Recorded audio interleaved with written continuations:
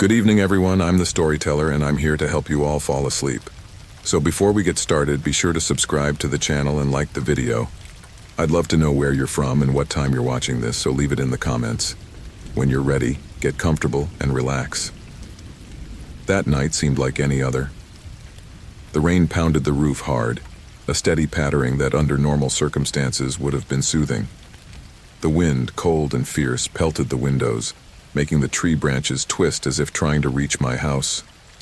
From the couch I could see the darkness through the fog glass, and the damp atmosphere seeped through the cracks, making me uncomfortable. However, the tension I felt that night was not because of the weather, but because of something much closer, much more dangerous. My family and I were at home. It was a Wednesday night, and as usual, after dinner we settled in the living room, watching television.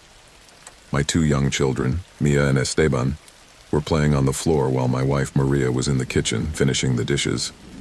I was sitting in my usual spot, on the couch, watching the flickering light from the television painting shadows on the walls. The sound of the rain and the wind outside gave me the feeling that we were completely cut off from the world, and in a sense we were. It was just as the storm raged that something strange made me look up. It wasn't a peculiar sound, or anything out of the ordinary, but there was something in the air that made me become alert, something that didn't fit. My instinct told me that I was not alone, that something was about to happen. I looked toward the front door, and then towards the windows.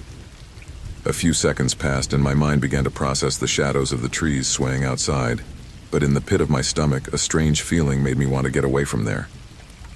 That's when I heard it. A thud against the door.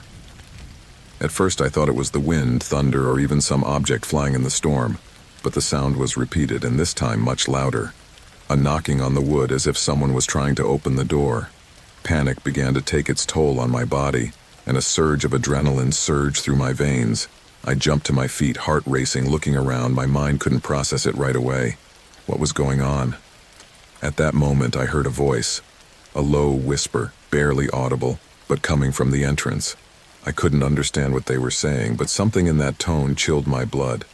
I decided to approach the door cautiously. But before I took a step, I looked at my family. Maria, my wife, had stopped what she was doing and had approached the children, her eyes wide as saucers, reflecting the same fear I felt. She looked at me and I nodded my head, signaling her to remain still. I had figured out what was going on. I crept toward the door, and at that moment, the lock began to turn. The noise froze me. It was not possible. No one in their right mind would try to break into a house like this at midnight in the middle of a storm. What did they want? I didn't understand how someone had gotten in here without me noticing. Suddenly the door burst open and two figures burst in, pushing the wood inward. The impact was so strong that I almost fell backwards. On the threshold, two dark-faced, hooded men stood, peering into the house with eyes that reflected pure evil. One of them held a gun in his hand, a revolver, which he pointed directly at me, while the other closed the door behind him quickly. There was no time to react. "Do you know what we want?" the first one said, his voice low and cold, as if the act of intimidating was as natural as breathing. It wasn't a question, it was a threat. "You keep quiet or this will get worse." I looked at Maria and the children, who were now paralyzed with fear, watching what was happening without knowing what to do. It all seemed unreal, like a nightmare from which I could not wake up. The storm outside did not help. In fact, it intensified the feeling that we were trapped, isolated, far from any help. The man carrying the revolver didn't take his eyes off me for a second, and I could see his eyes moving, analyzing my every move. His taller companion, with an impassive expression, began to walk around the house, searching everything, while the first one kept his gun aimed at me. My mind was racing a mile a minute, searching for a solution, but I couldn't think of anything that would get me out of the situation. If I tried anything, I knew the consequences would be fatal. "All we want is money, and if you cooperate, everything will be fine," the first one continued, moving closer to me without losing sight of the revolver he held steady in his hand. "We don't have to make this difficult." My breathing was getting faster. I tried to stay calm, but panic was taking over. I saw Maria trembling next to the children, and I felt the weight of my helplessness. I couldn't let this end badly for them. I needed to do something. As the second man continued to pace the house, my mind began to work quickly, calculating possible options. I couldn't let them do whatever they wanted. But what choice did I have? If I took any action, if I tried to stand up to them, my family would most likely suffer the consequences. Suddenly, the gunman seemed to get tired of watching me and started moving down the aisles. Somehow that allowed me to breathe a little. I felt the need to act, but I had neither the time nor the resources. At that moment, I heard the ringing of the cell phone of one of them. The one who was watching looked at me suspiciously and signaled for his partner to come closer. As the two remained distracted, a fleeting thought crossed my mind. The cell phone in the living room. If I could access it quietly, maybe I could call the police. I moved toward the phone without making a sound, keeping low. I felt my body trembling with fear, and my pulse was racing faster and faster. But I knew it was the only option. With a quickness I didn't know I still had, I grabbed the phone from the table, dialed the emergency number, and waited, holding my breath for someone to answer. The call was short. I didn't dare talk too much. I just whispered that we were being robbed, and that there were two armed men. I knew the police would be late, but at least I could hope they would arrive as soon as possible. I hung up quickly, returning the phone to its place before they could realize what I had done. What followed was an eerie silence.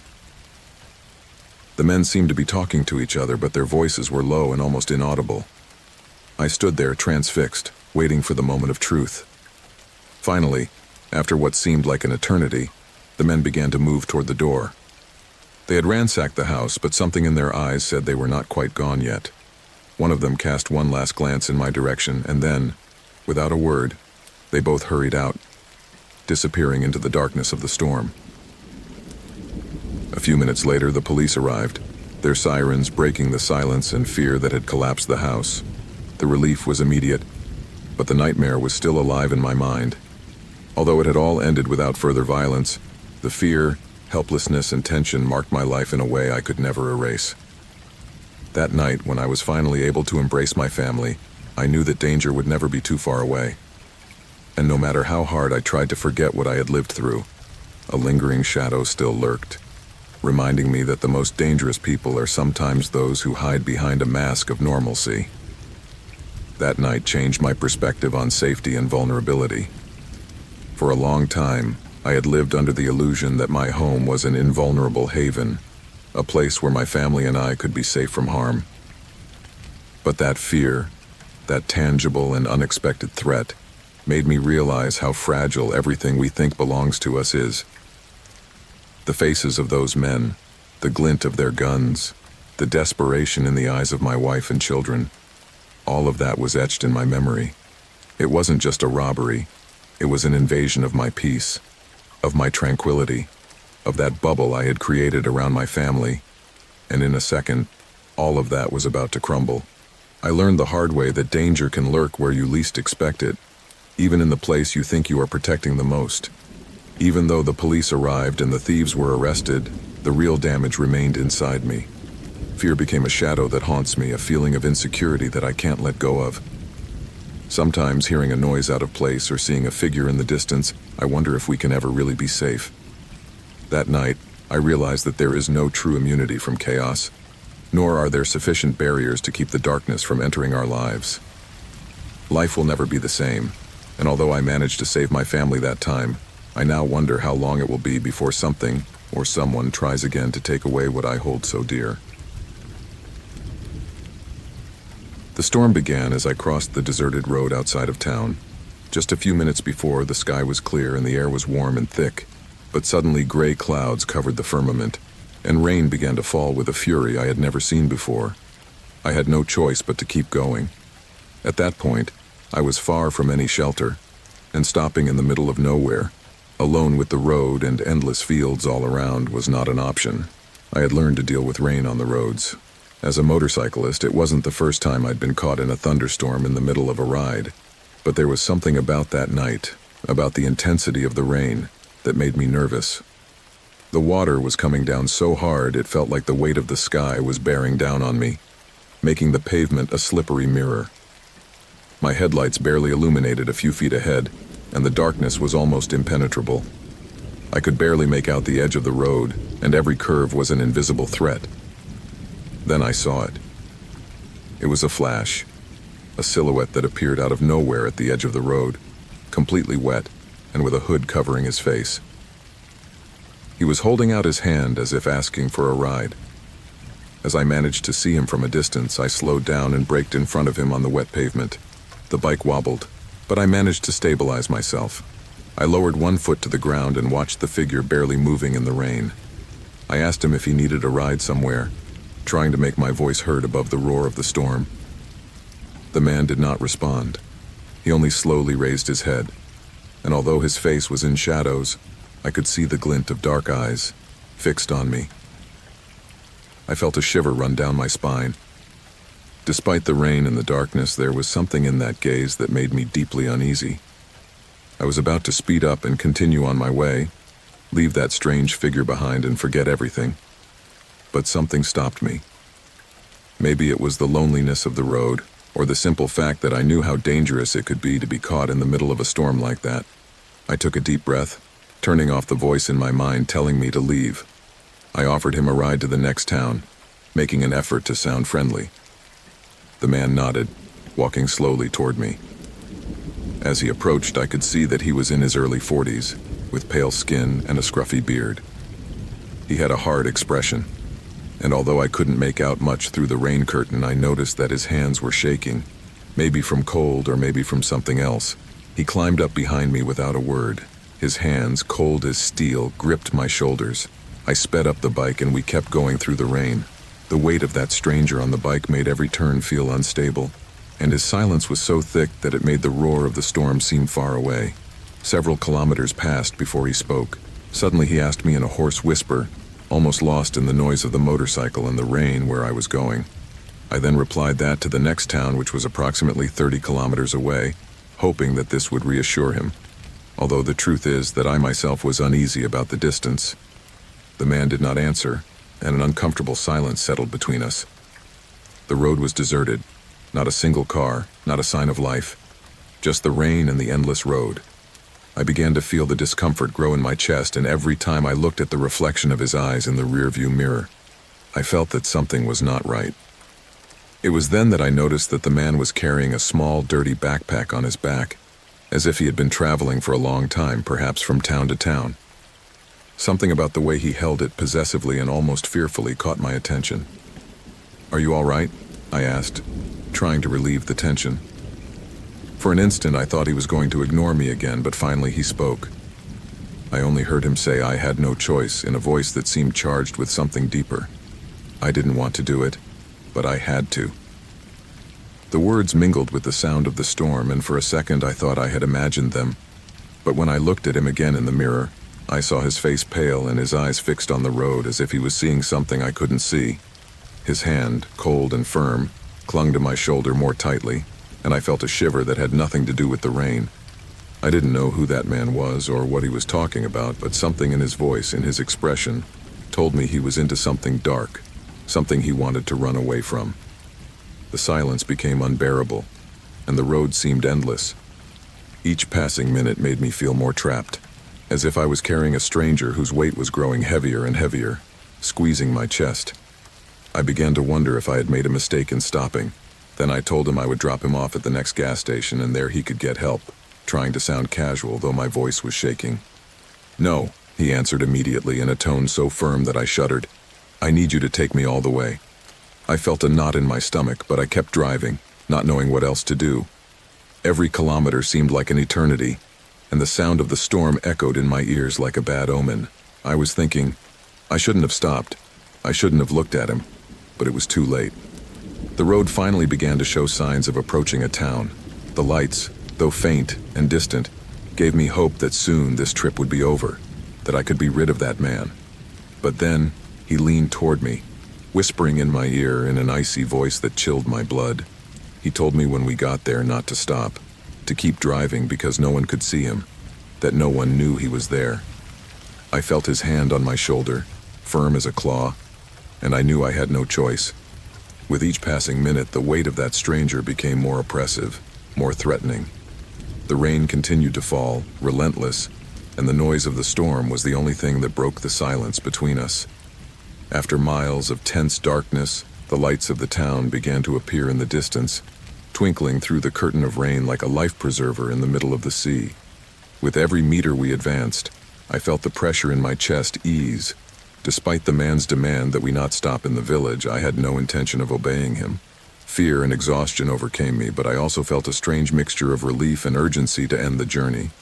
Finally, I slowed down as I reached the entrance to town, a small gas station with the lights on in the middle of the storm. The stranger behind me didn't move at first, and I felt his gaze fixed on the back of my neck, an icy, oppressive feeling. I pulled up next to one of the fuel pumps and turned off the bike, waiting for him to get off. For a few seconds, the man didn't move. I thought he would insist that we continue, that he would force me to keep driving to who knows where. But suddenly he released his grip on my shoulder, and without a word, got off the bike. I stood still, not daring to look directly at him, waiting for him to walk away. The rain was still coming down hard, pounding the pavement and the roof of the gas station, and in that final instant, I could see his face under the light of a nearby pole. His eyes were sunken and dark, empty of any trace of humanity. It was a look of someone who had seen the abyss, or was the abyss itself. His gaze met mine for an instant, and without a word, he turned and walked into the darkness. I watched him walk until his figure vanished in the rain. I took a deep breath, relieved that he was finally gone, and without thinking twice, I started the bike and accelerated towards home. I wanted to forget that night, that encounter, and, above all, those eyes that seemed full of a dark secret. But the memory would not leave me alone. In the days that followed, I relived every moment of that trip in my mind. I couldn't stop thinking about the man's cryptic words, the coldness that emanated from his presence, the desperation in his voice. Everything made me feel that that night I had carried a man with a terrible weight on his shoulders, a weight that was not mine to understand. It was then, just a few days later, that I turned on the television in the morning, hoping to distract myself a bit before going out. The news began to recount a murder case in a nearby town, something I would usually have ignored. However, the words on the news caught my attention. The tragic murder of an entire family. The main suspect has been identified as Santiago Morales, 42 years old. When I saw his face on the TV, I froze, and as if the universe wanted to make sure I had no doubts left. It was him. The same man I had carried under the storm, the same lost and somber look, but now with the cold and merciless light of the cameras illuminating his face. I felt my stomach turn. The news continued, and with each word I was drawn deeper into the terrible truth. Santiago Morales had murdered his wife and 3 children, all minors, before disappearing in the middle of the night. The authorities believed he was on the run, and I knew then and there that during that storm, I had helped the man escape his crimes, the atrocity he had committed. I remembered the desperation in his voice, his icy grip on my shoulder, and that piercing, hollow stare. Suddenly, all his words made sense. I didn't want to do it, but I had to. Those phrases I had mumbled during the trip, whispers I didn't understand at the time, now had a clear and terrifying meaning. He had been running away from what he had done, and I had unknowingly been his accomplice, helping him escape. The guilt hit me hard. I stood up, unable to look at the screen any longer. I tried to convince myself that I didn't know, that I couldn't have guessed, but still, a part of me wondered if somehow I hadn't sensed his evil in his gaze, in the way he spoke to me. And yet I helped him. That night, I could not sleep. I felt that even though days had passed, that man was still by my side, whispering in my ear like that night on the road. Maybe deep down I knew something was wrong, but the rain and darkness clouded my judgment. Or maybe it was the hope of helping someone that made me ignore the signs. Since then, every time it rains, I remember her gaze, those cold, empty eyes that pierced me in silence. Now I know it wasn't just the storm I felt falling on me. It was the weight of a life that crossed mine at the wrong time. And though I try to convince myself that it wasn't my fault, I can't avoid the question that haunts me every night. What would have happened if I had simply gone on my way? The rain was falling relentlessly over the city that night, dark and heavy as an endless curtain of water that beat against the windows of the house. The sky was so overcast that one could barely make out the shapes of the trees in the garden. Their branches shook violently under the onslaught of the wind. I was exhausted, but I couldn't sleep. The sound of the water against the glass was incessant, A constant pounding that, instead of bringing calm, filled me with a strange restlessness. Something in the atmosphere felt out of place, as if every drop that fell carried with it a subtle warning, an alert that enveloped me, but that I still could not understand. It was the first time I had hired a nanny for my children. My wife had passed away the previous year, and since then life had been a constant effort to maintain a routine and care for the children, whom I loved more than anything in the world. My responsibilities at work increased over time, and I was forced to accept help. Hiring a nanny seemed like the best option. I interviewed her at the office, a neutral location, and upon seeing her, I thought she was perfect for the role. Middle-aged, serene, and with an apparent kindness that inspired confidence. Her experience seemed more than adequate, and her references were impeccable. Nothing in her appearance or tone of voice suggested otherwise, and I relaxed with the idea that I had found someone I could trust. The first week went smoothly. The nanny, Lydia she was called, arrived on time every day, prepared food for the children, and helped them with their homework while I worked late. My children seemed to take to her quickly, which I thought was a good sign. The night of the storm, however, things began to change in subtle, almost imperceptible but disturbing ways. I returned home around 10 o'clock, drenched by the rain, and found the house in absolute silence. My children were already asleep, but something in the atmosphere was strange to me, as if the house was immersed in a dense, dark calm. Lydia was in the kitchen cleaning some dishes, but when she saw me coming, I saw an expression on her face that I hadn't noticed before. I stripped off my coat, trying to play down the discomfort I felt from that look. I could not pinpoint the reason, but I felt such a sudden discomfort that it almost made me recoil. Lydia, without a word, finished her work and left. That night, I tried to fall asleep as the sound of the rain persisted, hammering my mind with a sense of danger that I could not rationalize. Something was wrong. Something tangled with my thoughts and prevented me from resting. In the days that followed, small details began to make me doubt my decision. I began to notice changes in my children's behavior. They were quiet, withdrawn, as if something was bothering them. When I asked them how they were feeling, they would evade my questions, and although I tried not to worry, their attitude was eating me up inside. There was something about them that didn't feel right, a kind of restrained fear that I recognized from a distance. During the day, I tried to talk to them more openly, but in their innocence, they seemed at a loss for words to explain what was happening.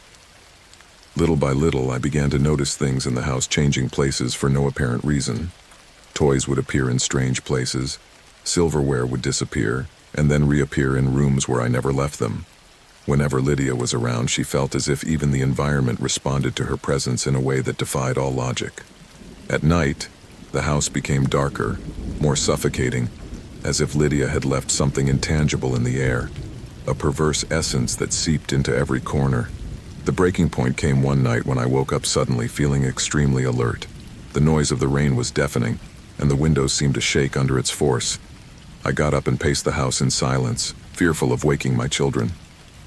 It was at that moment that I saw a shadow in the hallway standing still, facing the door to my children's room. I froze. I felt my heart pounding so hard I could barely breathe. The figure was thin, with flowing dark hair. His posture was strangely familiar, but I couldn't see his face, only that silhouette looming in front of me, like a mute menace watching in complete immobility. I clenched my fists, unable to move, unable to say anything. Suddenly, the figure turned around and disappeared into the gloom. I ran to my children's room, turning on the light and waking them up unintentionally. Their look of terror when they saw me there, like a deranged madman in the middle of the night, confirmed to me that something was wrong, very wrong. I tried to calm them down, assuring them that everything was fine, even though I knew it wasn't true. From that night on, I began to notice more and more disturbing details. My children's drawings, once cheerful and colorful, began to darken, to fill with strange figures, with shadows that seemed to move between the lines. I tried to get them to explain what they were drawing, but every time I asked them, they closed in on themselves, unable to say a word. The tension grew in every corner of the house, and every time I saw Lydia, I felt a mixture of anger and fear. I knew something about her was affecting my children, something I couldn't explain. One night I decided to install cameras in the house. It was not something I had done before, but uncertainty and fear drove me to take this desperate measure. I needed to see what was going on when I wasn't there. The rain continued for several days, intensifying the oppressive atmosphere. The nights were endless, and the constant sound of water hitting the roof only increased my anxiety. When I finally reviewed the footage, what I saw took my breath away. In one of the images, I caught Lydia standing next to my children's bed watching them sleep. She wasn't doing anything, just watching them, motionless, as if she was calculating something in her mind. There was an expression on her face, a kind of absolute coldness that made my blood run cold. What was that woman's intention? What was driving her to look at my children with that sinister look? My mind began to fill with frightening possibilities. I knew I couldn't confront her directly without conclusive evidence, so I decided to wait to look for more clues before making any moves. Over the next few days, I reviewed the recordings from each night. On several occasions, I saw her again, walking the halls in the middle of the night like a specter lurking in the shadows. She didn't speak, she didn't make a sound. She just moved about the house, watching with that look that had been engraved in my mind. Finally, one night, I saw something that made me make an immediate decision. In one of the recordings, Lydia was in the kitchen preparing something. At first, I thought she was simply making a drink or heating milk for my children. But when I saw her pour a dark liquid into one of the glasses, my stomach turned. I knew it wasn't innocent. Something in her gaze and the calmness with which she acted revealed to me that her intentions were dark, dangerous. I decided that this would be her last night in the house. I was not going to allow that woman to be near my children for another minute. At dawn, I told her that we would no longer need her, that her work was done. She showed no surprise, asked no questions. She simply nodded, with that inscrutable expression that disturbed me so much, and left without another word. It was then that I realized that even though she was gone, the fear remained in me. Her presence seemed to have permeated every corner of the house, and my children still had that empty look, that sadness they had never had before. As the days passed, I tried to reestablish a routine with my children, to push away the shadows that Lydia had left behind, but there was something that haunted me, an uneasiness that refused to go away. I decided to do a little more research about her past, something I should have done before. It was then that I discovered a disturbing truth. Lydia had lost her family in a tragic accident a few years earlier. Her husband and 2 children, both close in age to my own children, were killed when the car they were riding in was swept away by a landslide during a storm, the same kind of heavy rain that was pelting the city in those days. The accident had left her completely alone, and since then she had lived in a kind of isolation. Several people described her as a kind but broken woman. There was something in her that never healed after that loss. According to the reports I read, in her interviews with other employers, she used to talk about her children in the present tense as if they were still alive. This chilled my blood. It was as if she had not stopped living in that tragedy, as if her own children still existed in her mind, waiting for her to take them back. I then remembered every disturbing moment I had spent with my children. The way she would watch them as they slept, like a mother standing by her children's bedside. The time she seemed to watch every corner of the house as if she was looking for something, or worse, someone. Her serenity, which at the time I had mistaken for professionalism, now seemed to me a reflection of a darker obsession, an illusion in which my children had become a kind of surrogate for hers. He couldn't help thinking that perhaps in some corner of his deranged mind, he had intended to take them with him to complete his broken life. A life that the rain, that stormy night of her tragedy, had shattered forever. The image haunts me to this day. Although Lydia is gone, the sense of danger persists. On nights of heavy rain, I feel as if her shadow haunts the house, an echo of her pain and obsession, waiting perhaps, lurking for something she can never get back. I am haunted by the thought that perhaps she was never quite gone, that her shadow stayed with us, watching, waiting, lurking in the shadows. My children, though they have partly recovered, still avoid certain places in the house, especially at night. I don't know if I will ever be able to rid myself of that restlessness, that fear that reminds me that sometimes the worst danger does not come from supernatural forces or imaginary monsters. Sometimes the real horror hides behind a kind smile and a serene look. I had been renting the back room in my house for years to help me with expenses. It was a small, modest room, but enough for someone who needed a place to sleep and keep their things. I wasn't picky about the tenants. As long as they paid on time and kept the place decent, that was enough for me. I'd had tenants of all kinds: students, temporary workers, even people who just needed a momentary shelter. However, I never imagined that accepting Marcos, a man of few words, quiet and reserved, would be the worst mistake of my life. The first time I saw him, it was on an afternoon of torrential rain, the kind of storm that makes the whole world seem shrouded in shadows. Marcos arrived drenched, his serious, taciturn face reflecting a kind of deep weariness.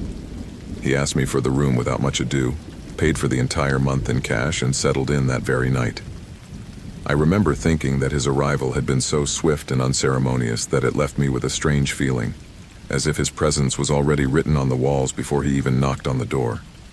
For the first few days, Marcos was a model tenant. I hardly saw him leave his room. When he did, it was always at night, and he returned before dawn. There were no noises, not even the sound of his television, as if he lived in complete silence. I was a little curious, but I preferred to respect his privacy. In fact, I wanted someone who didn't make noise or create problems. Over time, I began to notice things that made me uneasy.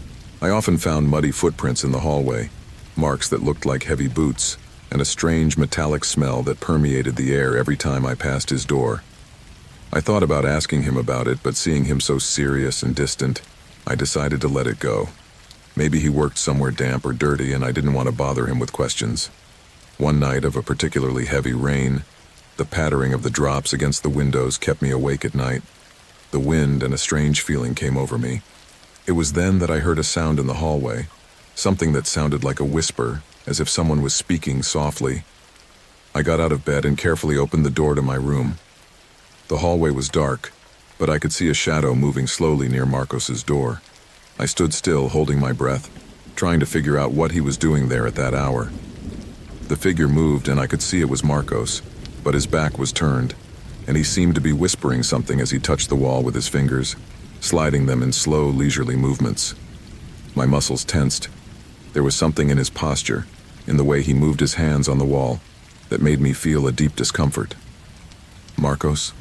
I asked quietly, not knowing if I should intervene or go back to my room. He stopped suddenly and turned his head towards me in an almost unnatural way, with an empty expression on his face, as if he didn't recognize me. His gaze was cold, distant, and for a second I thought he was going to throw himself at me. But after a long silence, he simply nodded and returned to his room without a word, closing the door behind him with a soft click. That night I could not go back to sleep. I stayed in my bed listening to the sounds of the storm and feeling that something dark and dense filled the atmosphere. There was something strange about Marcos, something I couldn't understand, but it made me feel that my home was no longer a safe place. The following days were even worse. I started noticing things in the house disappearing or changing places. Objects like knives, scissors, even some tools from my shed. I tried to look for a logical explanation to convince myself that maybe I had forgotten where I left them, but deep down I knew something wasn't right. Every time I saw Marcos, his face was paler, his eyes sunken and his countenance rigid, as if he wasn't sleeping at all. One night, as I was preparing dinner, I heard a loud knock coming from her room. I ran into the hallway and knocked on her door, but there was no answer. For an instant, I thought I'd had an accident, so I turned the knob and opened the door, ready to help. The room was dark, and a nauseating stench hit me as soon as I entered. I turned on the light, and what I saw took my breath away. The room was covered with papers and strange drawings, scribbles and symbols on the walls, as if someone had lost their mind in that space. But worst of all was to find a small open box in the corner, full of objects that I recognized immediately. Keys, phones, and other people's belongings. It didn't make sense. How had it all gotten in there? Then I saw something that chilled my blood. Among the objects in the box was a small chain that I recognized as mine, something I had lost years ago and thought I had simply misplaced. I reached over and took it in my hands, trying to assimilate what I was seeing. At that instant, I heard the sound of footsteps behind me. I turned slowly, and there was Marcos standing in the doorway of the room, looking at me with an expression I will never forget. His eyes were bloodshot, and a twisted smile was plastered on his face. Without a word, he took a step toward me, and in his hand I saw something that made me recoil. A knife, long and sharp, glinting in the dim light of the room. "You shouldn't have come in here," he murmured in an almost whispering tone, and his voice was charged with an unsettling calm. I tried to run for the door, but he lunged at me with surprising speed. I barely had time to dodge the first attempt, but I felt the edge of the knife graze my arm, cutting my skin. I ran out of the room, stumbling in the hallway and feeling the blood running down my arm. I reached the living room, desperately looking for a way out, but the storm was still raging outside. The front door was locked, and in my desperation, I could not find the keys. Mark came out into the hallway, walking slowly toward me with an expression of sick delight on his face. I tried to reason, but he just stopped and smiled, raising the knife in a gesture that made me shiver. With adrenaline rushing through my body, I made it to the kitchen and closed the door behind me, holding it with all my might as he pounded on the other side. The wood creaked with each thrust, and I knew it wouldn't be long before it gave way. I looked around for something to defend myself with and found a heavy frying pan. I braced myself for the worst, my breath hitching and heart pounding. Finally, the door gave way and Marcos entered with the knife raised. I barely had time to lift the frying pan and hit him in the head with all my strength. He fell to the ground unconscious, and at that moment I knew I had to get out of there. I ran to the front door, found the keys on a shelf, and managed to open it. I went out in the rain without looking back, running until my legs gave out. I found help at a nearby gas station, where I was able to call the police. When they arrived at the house, they found Marcos regaining consciousness. At that moment, I didn't know why Marcos had done all that, nor what his real purpose was. As they searched Marcos's room, what they found was even more frightening than I had imagined.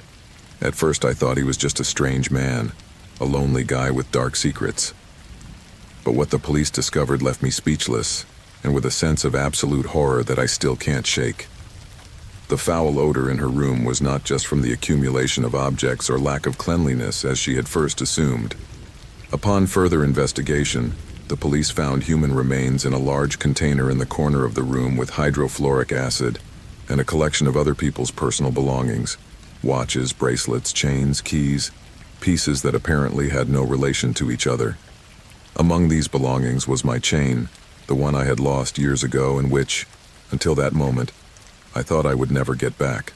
But most disturbing was the discovery of photographs and a series of handwritten notes.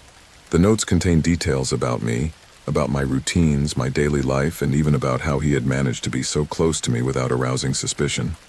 Marcos had been watching me long before he moved in, and the chain he had found among his belongings was not just a forgotten souvenir. It was a trophy, a token of his obsession. Apparently, Marcos was not just a man with mental problems, but had a much darker history. The police discovered that prior to coming to my house, he had been arrested for minor offenses, but had always managed to get out. But what really surprised them was when they discovered that Marcos had a history of being involved in kidnappings and robberies, always staying in the shadows unnoticed, until he found his next victim. The objects in his room were not just an accumulation of junk, they were trophies from his previous victims, people he had kidnapped, tortured, and in some cases, disappeared. The chain was just one of the many proofs he collected, symbols of his power over those he had dragged into his dark and twisted world. Worst of all, I discovered, thanks to police investigations, that I had been a target of Marcos long before he came into my life. He was not only looking for a place to stay, but a place where he could keep an eye on me and get close enough to take the next step in his dark plans. If I hadn't intervened that night, if I hadn't found a way to escape, I probably would have been one more of his victims. And although the police managed to arrest him, I never knew how close I came to becoming the next trophy in his collection. Sometimes, on stormy nights, I think about how close I came to not getting out of that situation alive. The experience left me with a deep distrust of strangers and an unsettling certainty that sometimes true terror can be much closer than we imagine. Since that night, something changed inside me. It is not only fear but distrust that settled deep inside me. I realized that sometimes people can hide their intentions so perfectly that we ourselves are not able to see the signs. I was so focused on my own routine and keeping the flow of life as usual that I never imagined that someone so close, someone living in my own home, could be so dangerous. The truth is, there is no way to be completely sure who others are, even those who seem harmless. Over time, I have learned not to trust so easily. People can be kind, polite, and seem harmless, but their motives and desires can be dark and sometimes even deadly. That lesson accompanies me in every step I take, in every person I meet. And although I try not to live in fear, I know that prudence will always be my best ally. What I experienced that night changed my view of the world and made me understand that we must never let our guard down, because the worst can be just around the corner, disguised as the most ordinary. Since then, I have not rented the room, and I am sure I will never do it again. I work in a late-night roadside restaurant, a modest place that stays open late and welcomes all kinds of people, from truckers to couples seeking refuge from the cold or loneliness. Over time, I learned to read the mood of the customers, to anticipate who was coming for a quick meal and who had something darker on their mind. Sometimes it was enough to look at someone to know if I should avoid asking questions. That was a lesson I had learned well. That night began like any other. The rain poured down with an almost inhuman fury, lashing the windows and turning the road into a river. There wasn't a soul on the street, and with the sound of the storm in the background, the place felt strangely empty. I was behind the counter, making a coffee to keep me awake, when I heard the screeching of tires in the parking lot. I looked out the window and saw a black car, headlights off, parking right in front of the door. Something about that image put me on alert. The car stayed on for a moment and then turned off. Nothing was visible inside. The rain was so dense that everything was covered with a dark gray veil. Finally, the car door opened, and a man stepped out into the storm, covering himself with a jacket and moving toward the entrance. He stepped quickly inside, dripping with water, and shook out his wet hair before looking at me. His appearance was unusual for the type of customers we usually have at that hour. He was wearing a black leather jacket, and his face was covered with a beard. His eyes were hard, and although he tried to hide it, I could see the tension in his gaze. He approached the counter and ordered a coffee without so much as a glance at me. His voice was gravelly, and although I tried to be friendly, his answers were short, cold. I served him coffee, and he sat at one of the tables near the window looking out at the parking lot. He seemed to be waiting for something or someone, because his eyes kept darting from side to side, as if looking for a sign. A few minutes passed, and then the door opened again. This time, 2 men entered. One of them, taller and heavier, looked intimidating, with a scar across his left cheek. The other, thinner and with a strange smile, had his hands in his jacket pockets, and his eyes seemed to scrutinize every corner of the place. As soon as they crossed the door, the three of them looked at each other and nodded almost imperceptibly. My instinct told me something was wrong. I tried to remain calm, but my hands were shaking as I poured more coffee for them. My intuition didn't fail. As I approached the table with their drinks, the stoutest one stood up and in one swift movement grabbed my arm and pulled me towards the kitchen. "Close the place," he said in a voice that left no room for discussion. I tried to protest, but his grip tightened and his dark eyes gave me a mute warning. The thin man followed me with his gaze, that strange smile still on his face, and I felt the chill of fear creep up my spine. I walked to the door, pulled down the blinds, and turned the key in the lock. The restaurant, now without the sound of the storm, felt like a trap. I returned to the counter, and the burly man pushed me toward one of the tables, forcing me to sit down while the third, the man in the leather jacket, pulled something out of his pocket and placed it on the table. It was a stained and crumpled envelope. He opened it and took out a handful of bills. I watched as they handed them out to each other, discussing in hushed tones. My breathing became heavier. I felt fear gripping me, but I tried not to show it. However, one of them, the thin one, seemed to notice my nervousness and approached me with that devious smile. And he said to me, "Stay calm," as if trying to calm me down. "We're just doing a little business. As long as you cooperate, you have nothing to worry about." I nodded, not daring to look him in the eye. I knew that any false move could trigger something worse. Suddenly, the man in the jacket got up and walked towards the back of the restaurant. I heard the creak of a door and realized that he had entered the small office where we kept the safe. The big man and the thin man were looking at me, as if they wanted to make sure I didn't try anything. I felt like time was freezing. Outside, the rain continued to pound on the windows, and at that moment, the world seemed to shrink to the sound of the drops and the tension in that room. Just a few minutes later, the man in the jacket returned with a bag full of money and nodded to the other two. I thought it was all over, that they would pick up their loot and leave me alone. But then the burly man pulled a rope from his jacket and looked at me with a calculating expression. "You're coming with us. We need to make sure you don't call anyone ahead of time." My hands began to sweat. I tried to refuse, to say I wouldn't say anything, but the thin man gave me a threatening look and pushed me toward the back door of the restaurant. I could not escape. My options were limited, and I was too far from the road or anywhere safe to think about calling for help. They guided me to the black car, soaking us in the storm, and before I knew it, I was in the back seat, between the burly one and the skinny one, as the man in the jacket started the car and drove us somewhere in the middle of the night. The car was speeding along secondary roads. The rain was still coming down hard, and the headlights were barely illuminating the road. I had no idea where they were taking me, but every kilometer I felt that I was further away from any possibility of escape. The two men beside me kept watching me, and the burly one kept the rope in his hands, as if waiting for the right moment to use it. Finally, the car stopped in the middle of an open field. There was not a single light around, only the sound of the rain hitting the roof of the car. I was ordered to get out, and I felt the chill of the wind and the freezing water on my skin as I was pushed into the mud. The rain was so heavy that I could barely see a few meters ahead. There, in the middle of nowhere, I realized that I probably didn't have many options to get out alive. The man in the jacket approached, staring at me. "Now you're going to stay here quiet and don't try anything stupid," he said with a coldness that made me shiver. However, something unexpected happened. In the distance, the sound of an engine grew louder and louder. The lights of a vehicle appeared in the distance, and I knew that this was my only moment. Without thinking, I ran towards the headlights, screaming at the top of my lungs, hoping someone would hear me. The men tried to catch up with me, but in the confusion of the storm, I managed to slip through the rain. The vehicle, a rusty old pickup truck, stopped a few meters away from me. A man got out of it and, seeing my condition, helped me up quickly, no questions asked.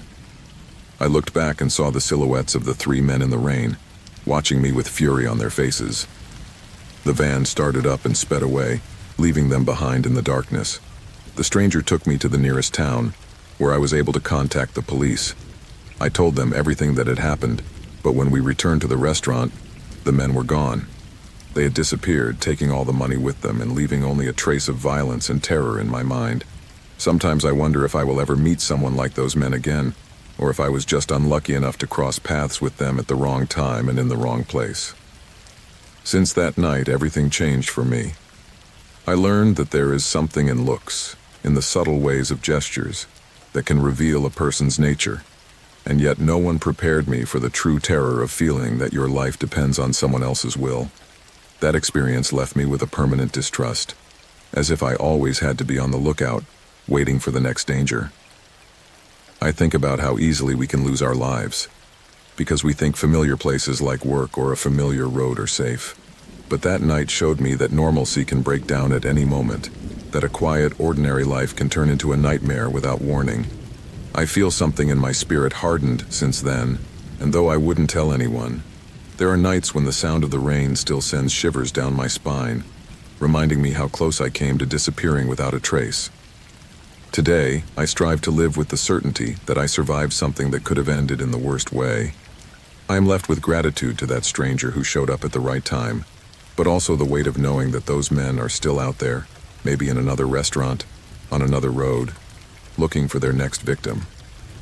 Maybe I will never find answers to everything that happened that night, but what is clear to me is that after experiencing something like that, you are never the same again.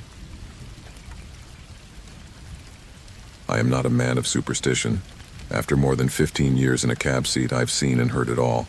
However, there are nights when something changes in the air, nights when the rain seems to bring with it a tension that creeps into the bones and refuses to go away. It was one of those nights. The sky was black and broken by the sound of thunder.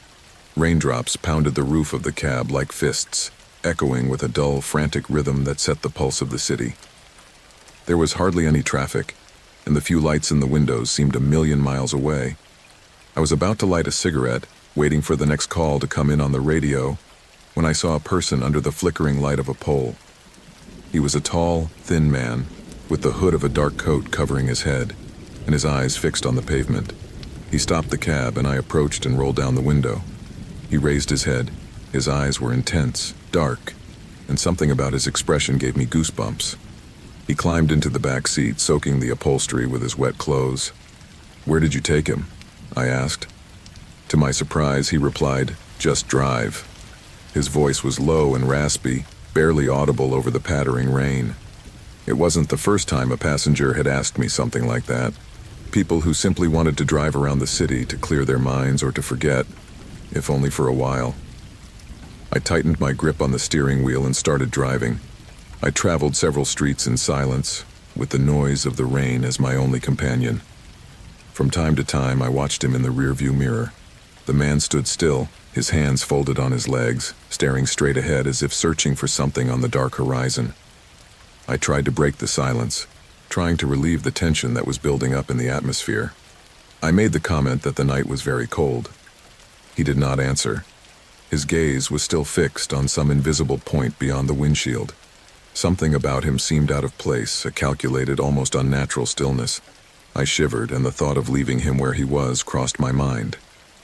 However, I had no reasonable excuse for doing so. We got to a point where I turned to him and told him that we could keep walking around, or if he had already decided where he wanted to go. This I expressed, trying to keep my tone calm. Finally, he broke the silence. He asked me, "Have you heard about the Midnight Skinner?" The question surprised me. Of course I had heard of him. Everyone had. In the last few months, several bodies had turned up on the outskirts of the city, and the police were on a desperate search for a serial killer who seemed to leave no trace.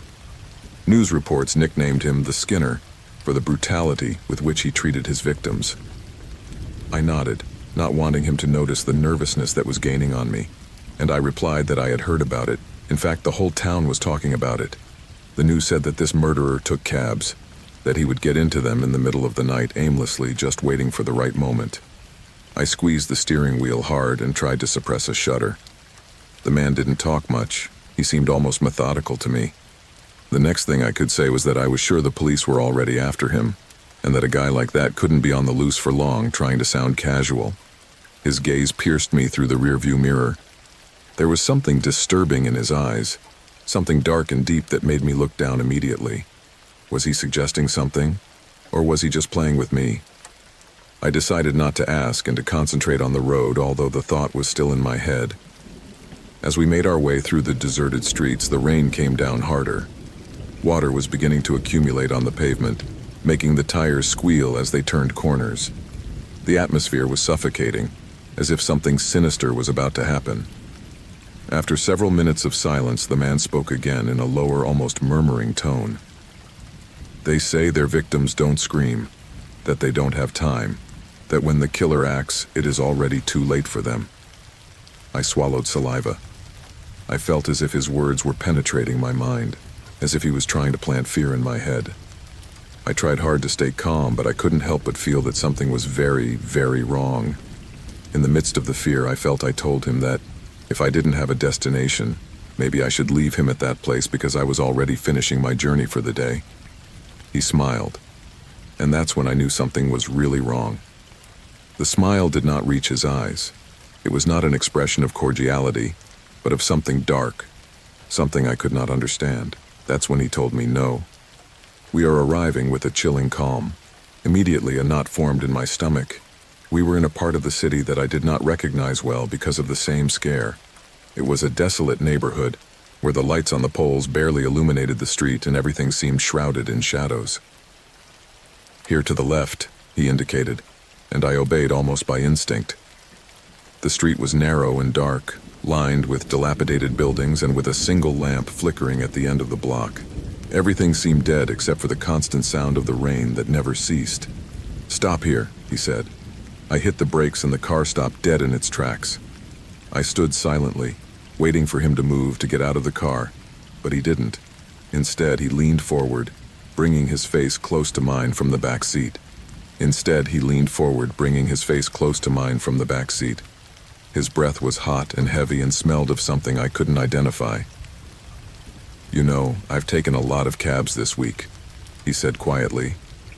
"Some drivers are more careful, others not so much. You know what the ones that survive have in common?" I tried not to let the fear show on my face, even though I could feel the cold sweat running down my forehead. What the hell did he mean by that? He smiled again and slid something over the passenger seat. It was a knife, small but clearly sharp. My body tensed immediately, every muscle ready to jump, but I restrained myself. I didn't want to provoke him, didn't want to give him an excuse. He told me to keep driving, that if I stopped or tried anything, the next cut would be for me, and I sensed in his words a tone that brooked no argument. My hands were shaking on the steering wheel and I started driving again, not really knowing where I was going. I only knew that I had to get away from that dark and deserted street, although something told me that escaping would not be so easy. He wouldn't stop talking. His voice, low and calm, was like a murmur that kept getting into my head, telling me stories of pain and death, stories of people who had been in the same situation as me and had not been able to get out. "You're a good driver," he finally said, after what seemed like an eternity, almost long enough to make me hesitate. I didn't know if he was joking or serious, but it didn't matter anymore. All I wanted was to end that nightmare, to get out of there and leave him somewhere, where he could never follow me or find me again. After several turns, he asked me to stop again. We were on a busy street near the main avenue. At least there were lights and a couple of people walking in the rain.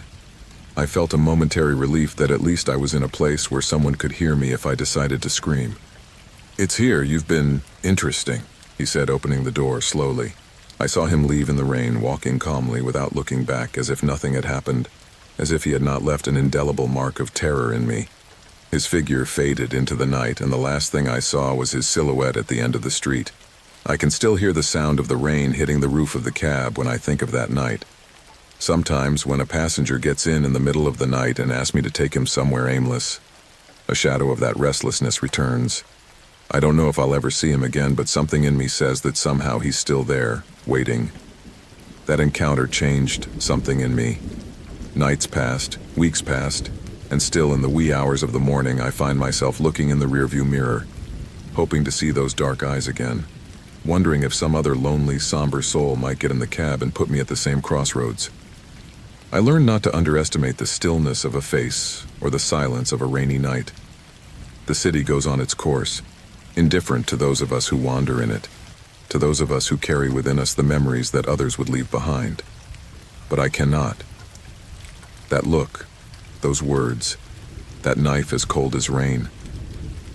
Everything is still there, like a somber memory that reminds me that sometimes the real terror comes not from the unknown, but from those who, like me, seek an escape in the darkness of the streets.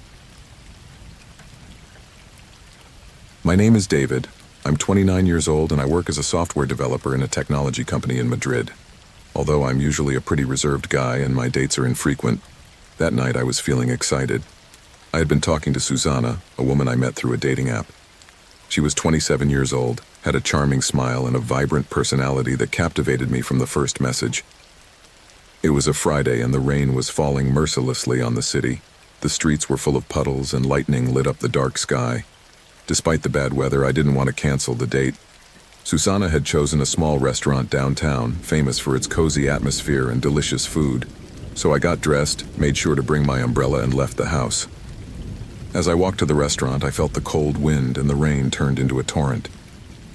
The atmosphere of the city was gloomy, but that didn't dampen my enthusiasm. When I finally arrived, I noticed that the place was almost empty, probably due to the bad weather.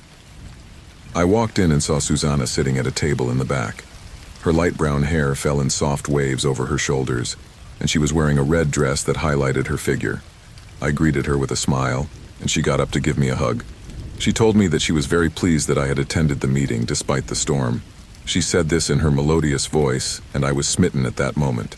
We sat down and started talking. Susanna was charming and had an infectious laugh. We talked about our jobs, our passions, and the movies we liked. But as the conversation progressed, I noticed that there was something about her that didn't quite fit. At times, her gaze became intense, as if she was evaluating every word she said. After a couple of glasses of wine, the atmosphere became more relaxed. She asked me if I wanted to go somewhere more fun after dinner. She said, "With this rain, the atmosphere is perfect for an adventure." I replied that it sounded like a great idea, because I was really excited about going out with her. We finished dinner, and before I could think about it too much, we were walking out of the restaurant. The rain had slowed down, but it was still falling. Susanna took out her umbrella and looked at me with a mischievous smile, and suggested she had a place in mind, as she guided me to a side street. At first, everything seemed harmless. We walked through dimly lit streets, laughing and sharing stories. But as we got deeper into the neighborhood, the atmosphere became more eerie. The streets were deserted and the lights flickered, creating strange shadows on the walls. I asked her if she was aware of where we were going, feeling a twinge of anxiety, but her response was to trust her, and she assured me it would be a lot of fun. We arrived at a slightly sinister-looking bar, with lights and soft music emanating from inside. Susanna took me inside, and although the place was almost empty, the atmosphere was intriguing. We sat at the bar and ordered another round of drinks. Susanna, with her charming smile, seemed to enjoy the atmosphere. As we sipped our drinks, I let myself be carried away by her energy, but in the back of my mind, a warning voice was beginning to rise. The way Susanna talked about her friends, the ones she mentioned at dinner, kept echoing in my thoughts. They were characters who seemed to be marked by a mixture of vices and a constant search for excitement. I tried my best to enjoy the moment, but an uneasiness settled in my chest. I looked around us, noticing how some men in the corner of the bar passed a glass to each other amid laughter and unintelligible words. Their gestures were exaggerated, almost threatening, and I wondered if Susanna was really aware of what kind of place we had decided to enter. As the night wore on, the rain continued to pound on the windows. Occasionally, a flash of lightning would briefly illuminate the inside of the bar, creating shadows that danced on the walls. The conversation became lighter, but I couldn't help but feel that something dark was hovering over the night. Susanna leaned toward me, her gaze intense and almost hypnotic. She talked about her past adventures, the parties she had enjoyed, and her friends. But as she did so, I noticed there was a lack of sincerity in her words, a subtext that suggested there was more to her than she showed. She seemed to enjoy the attention, but there were times when her laughter became nervous, as if she felt she was crossing a dangerous line. I decided it was time to get out of there. The uneasiness I had felt from the beginning had intensified. I looked around once more and saw Jorge, a rough-looking man approaching us from around the corner. His gaze was cold and calculating, and although I didn't know who he was, I felt he was a presence that shouldn't be there. Susanna didn't see it right away, but I did. The moment our gazes met, I understood that Jorge was not just any stranger. There was something in the way he moved, in the way his lips curved into a smile that didn't reach his eyes, that made me feel I was about to witness something disturbing. The atmosphere became tense. Jorge approached us, and although Susanna kept her smile, I could see in her expression that she felt uncomfortable. It was as if the energy in the bar had changed, as if the storm raging outside had found its echo inside. Unwittingly, I found myself trapped in a situation from which I could not escape. Jorge began to talk to Susanna, his tone seemingly friendly, but I could feel the hostility underlying his words. She treated him with caution, but it was clear that there was a history between them. The air was permeated with tension, and I couldn't help but feel that I was losing control of the situation. I decided it was time to intervene. I got up from my seat, feeling the adrenaline start to flow through my veins. I had to protect myself and Susanna. The idea of sitting by and allowing the situation to unfold without doing anything was unacceptable to me. Jorge looked at me, and in his gaze was a glint of defiance. "Who is this guy?" he asked, his voice low but laden with menace. Susanna tried to calm the situation, but I felt that her words were lost in the air. It was as if time had stopped, and there was only the tense moment in which we were all trapped. The music seemed to fade, and the murmur of the bar became a distant echo. My determination remained firm. I knew I had to act. I stood in front of Jorge, meeting his defiant gaze. At that instant, I understood that there was more at stake than just an argument. There was a real danger lurking not only for me, but for Susanna. Jorge made a sudden movement, and the tension turned into action. Without thinking, I lunged at him, trying to push him away from Susanna. But it wasn't enough. In an instant, anger was unleashed. I felt a blow to my side, and pain seeped through the adrenaline. The fight broke out, and the bar became a chaos of shouting and shoving. The fight was brief but intense. I felt Jorge's rage overflowing, but also mine. I knew I had to protect myself, that I had to get out of there. In a moment of distraction, I managed to push Jorge aside and run out towards the entrance. The rain greeted me like a cold embrace. and the feeling of terror intensified as I realized that although I had escaped from the bar, the situation was not over yet. I ran through the soaked streets, feeling the icy water soak into my bones. The rain fell like an opaque curtain, and the sound of my footsteps mingled with the rumble of thunder. The city seemed deserted, and every shadow that moved around me sent shivers down my spine. As I ran, I remembered Susanna and the way she had been trapped in that situation. Worry came over me, but I knew I had to stay calm. I couldn't let fear control me. I had to find her and make sure she was safe.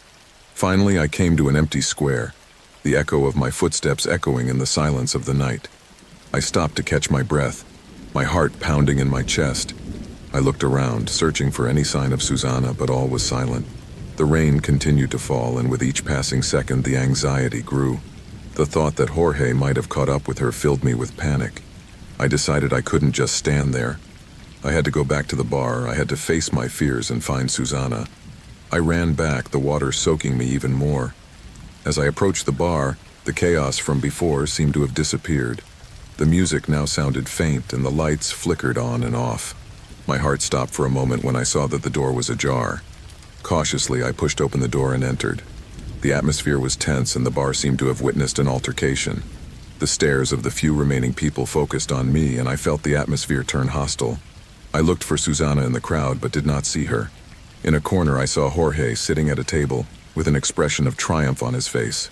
He was talking to a group of men who looked as dangerous as he did, and my stomach turned as I watched them laugh, as if they were celebrating something.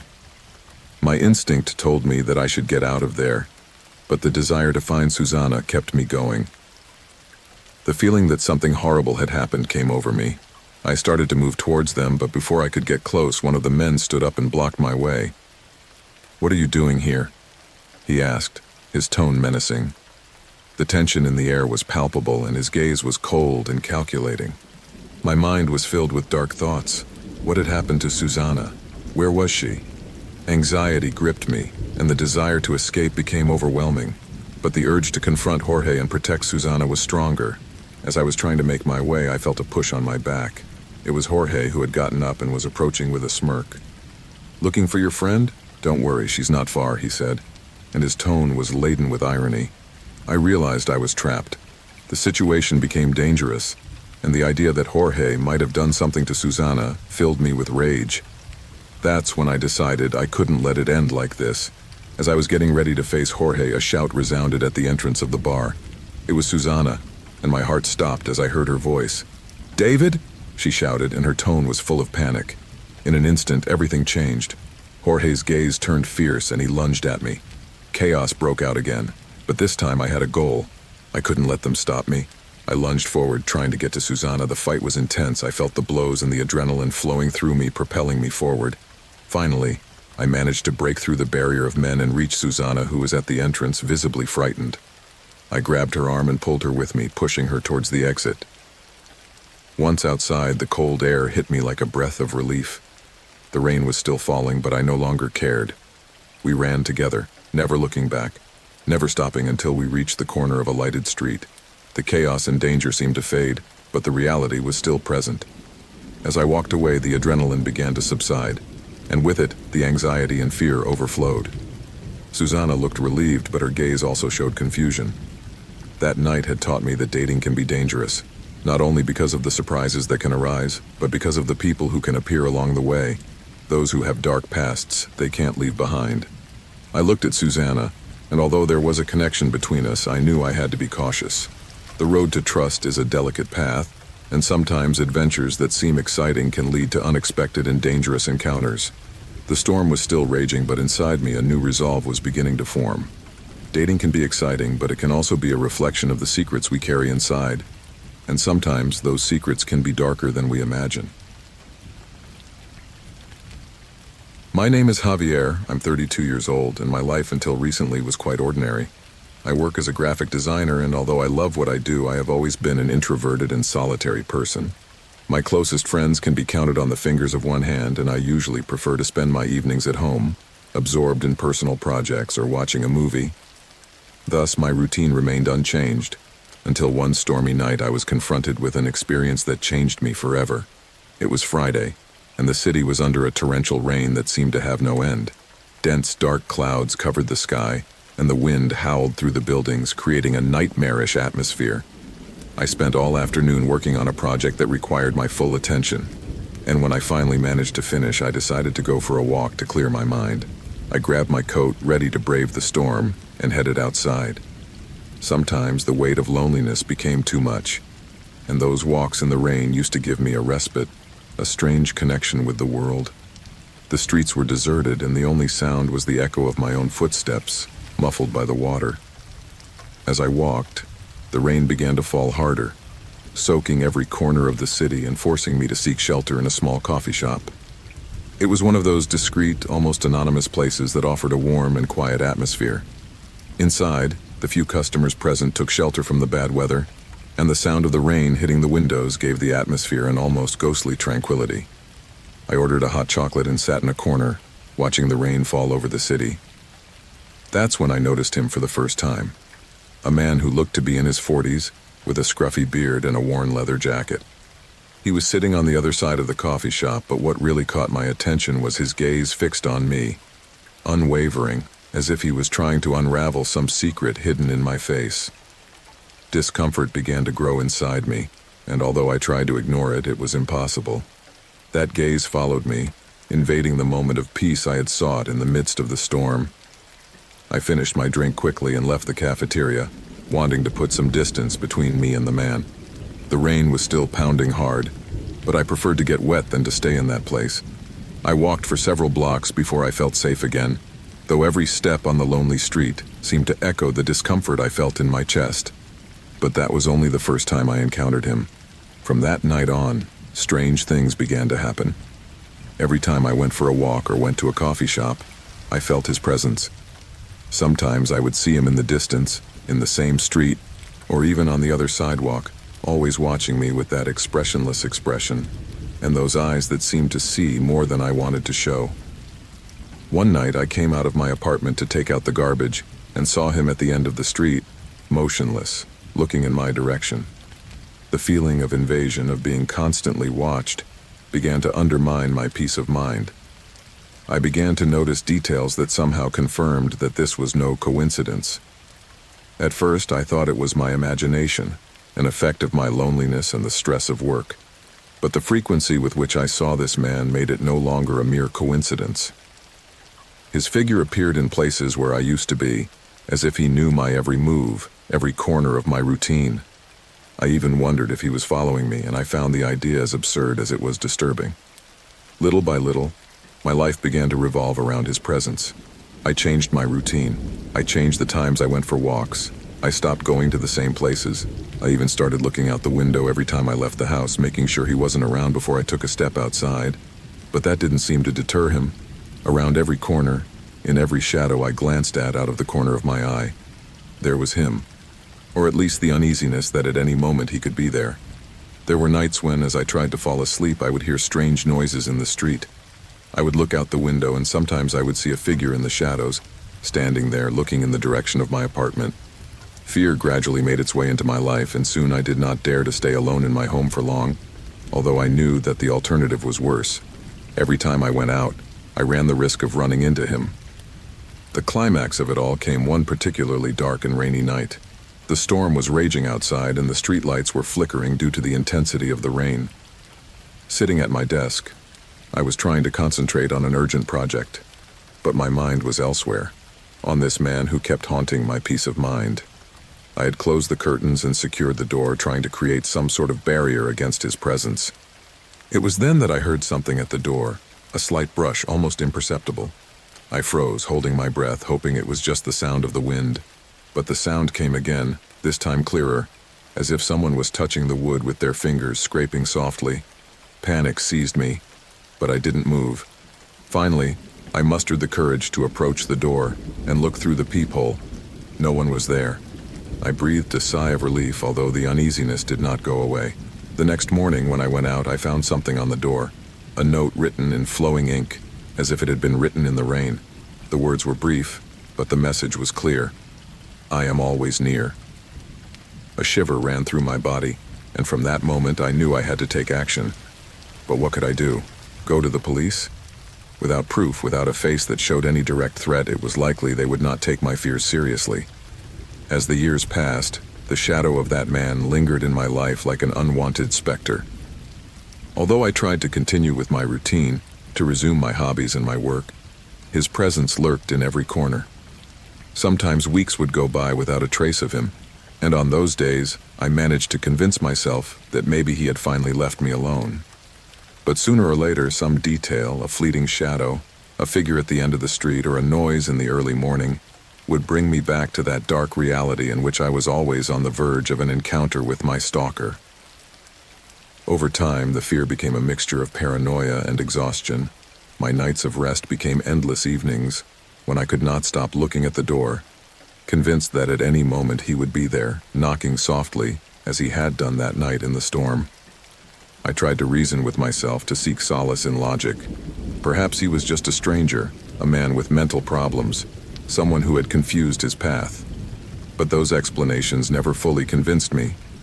There was something in his gaze that I could not forget, something that crossed the limits of simple confusion or a passing mistake. It was a desire for dominance, a latent threat that I knew would one day culminate in something more. People around me began to notice the changes in me. Some friends suggested that I seek help, that it wasn't normal to live with so much stress, but it was hard to talk about it, partly because I was afraid they wouldn't believe me. But I found it hard to talk about it, partly because I was afraid they wouldn't believe me. How could I explain that someone was stalking me without concrete proof, without a photograph or a convincing incident? All I could offer were my fears and my word. So I remained silent, more and more isolated, more and more trapped in my own nightmare. The final straw came early one morning, when I woke abruptly to hear something in the hallway. I got up cautiously, feeling panic creep into every inch of my skin. I walked toward the door, listening to the rumbling of my heart. When I looked through the peephole, no one was there, but when I opened the door, I found a sheet of paper on the floor. It was just like the note I had found years ago. The message read, "I'm always closer than you think." That simple message triggered something in me, a kind of boundary that I had ignored until then. I could no longer live like this. I could no longer be the victim of this man, someone who had infiltrated my life and was slowly taking over every aspect of my existence. I decided to go to the police. I felt I had no solid proof, but at that moment I was willing to try whatever it took to put an end to this nightmare. The feeling of having been watched, of being followed for so long, had left an indelible mark on my mind and body, and I refused to go on living with that shadow chasing me. The agents listened to me, although I could notice in their gazes a mixture of skepticism and concern. But my story seemed alarming enough for them to take note and begin to investigate. As I recounted the encounters, the details of his figure appearing in the shadows, their gazes hardened, and I watched as they noted every aspect of my account. For the first time, I felt a slight sense of relief, as if by sharing my experience I managed to relieve a weight that had been suffocating me. The police undertook to patrol the areas near my home and to investigate any possible history of similar behavior in the city. They gave me some security recommendations and suggested that if I noticed anything suspicious, I should not hesitate to inform them immediately. Despite these measures, the feeling of unease did not disappear. Every shadow, every noise in the night, every face in the crowd became a latent threat. I plunged into a routine of constant alertness. My days and nights became an endless vigil. Even though I knew the police were aware, the terror did not diminish, as if, somehow, the fact that he knew I was taking action against him would only fuel his interest. Weeks went by without a trace of him. At times I thought that the police intervention had had an effect, that perhaps the surveillance had deterred him. I began to regain a part of my life, though the shadow of his presence still lurked in the corners of my mind. But then, one waning moonlit night, I returned home from a long day at work and noticed something strange at the entrance to my building. A small box, carefully wrapped, with my name written on the top. A shiver ran through my body. I knew without opening it who had left it there. I took the box inside my apartment and sat in front of it, unable to open it for several minutes. Finally, I mustered up the courage and lifted the lid. Inside, I found a series of photographs. They were all of me, taken in different places. At work, in coffee shops, even at the door of my own home. Some of the photos had messages written on the back, vague but deeply disturbing phrases that hinted at an intimate knowledge of my movements and routines. Each word seemed to tear at my soul. Each photograph was irrefutable proof that for years that man had been closer than I had ever imagined. I called the police immediately, my voice shaking as I tried to explain what I had found. They sent a team to go through the contents of the box and collect any possible evidence. I felt a mixture of relief and terror. On the one hand, I finally had something concrete to offer, but on the other, the fact that he had dared to leave that gift on my doorstep indicated to me that his intentions were even darker than I had believed. The following weeks were a nightmare. The police increased surveillance and even installed security cameras around my home, but that didn't stop them from finding new offerings near my home on more than one occasion. A glove, a note in my mailbox, always something that indicated he was there, always watching me, always one step ahead. My life began to fall apart. I barely slept, and when I did, my dreams were murky, full of shadows and threats. Every time I saw a vaguely familiar face on the street, I felt it might be him, and every step in the night became a reminder that he wouldn't stop. Finally, one night, I got a call from the police. They had found a man matching the description lurking near my neighborhood, but had apprehended him before I could do anything. The news was bittersweet. Although the man seemed to fit my stalker, they didn't have enough evidence to keep him in custody. That night was the first time in years that I felt a relative calm, but I knew it didn't mean the end of my torment. Over time, traces of their presence faded. The patrols continued for a while, but the police also lost interest when there were no more incidents. Although there were no more signs of their vigilance, paranoia had taken deep root in me. I would never be the same person again. Every time I walked alone, every time night fell and the silence became too deep, I felt his shadow close by, his spectral presence, as if he were a permanent part of my life.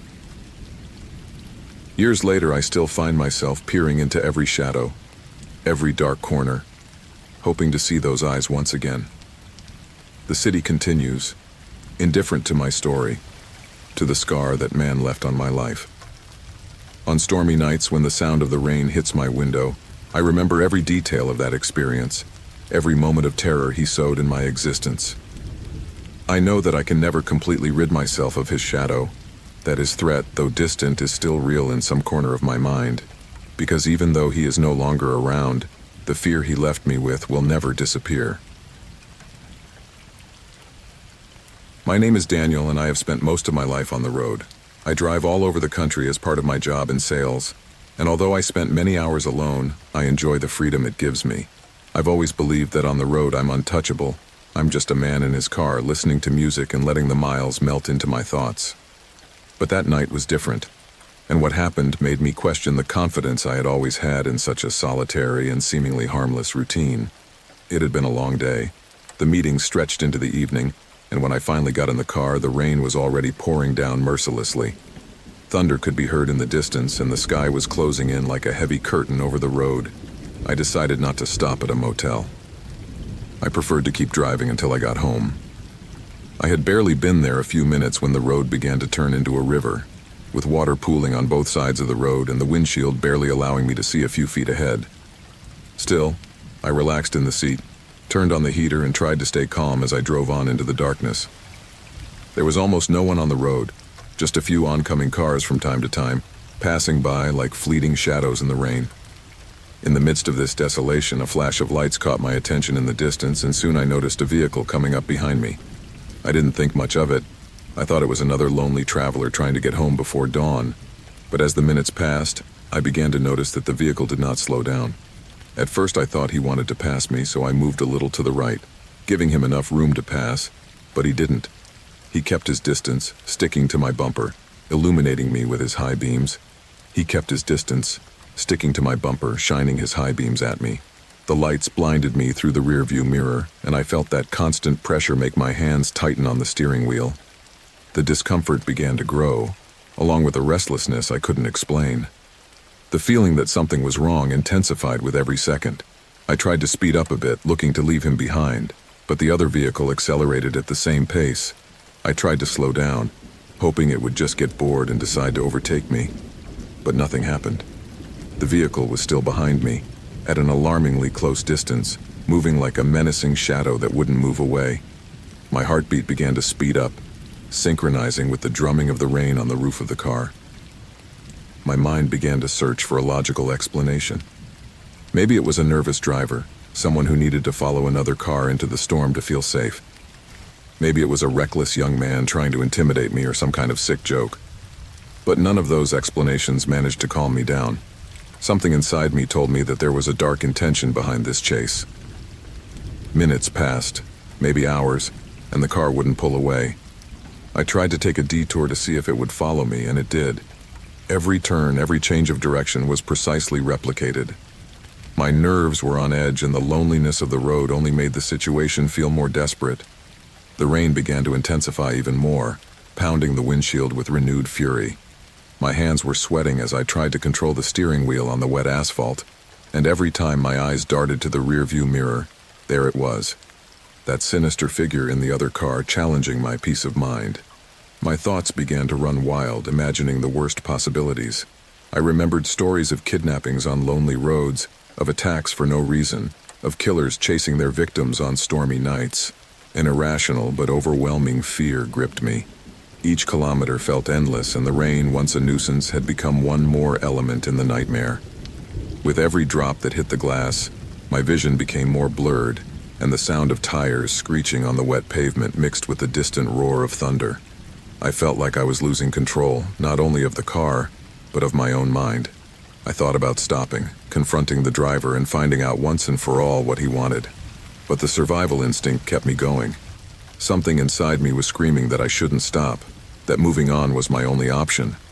I tried to remember if I had passed a gas station or some place where I could take shelter, but everything was shrouded in shadows and silence.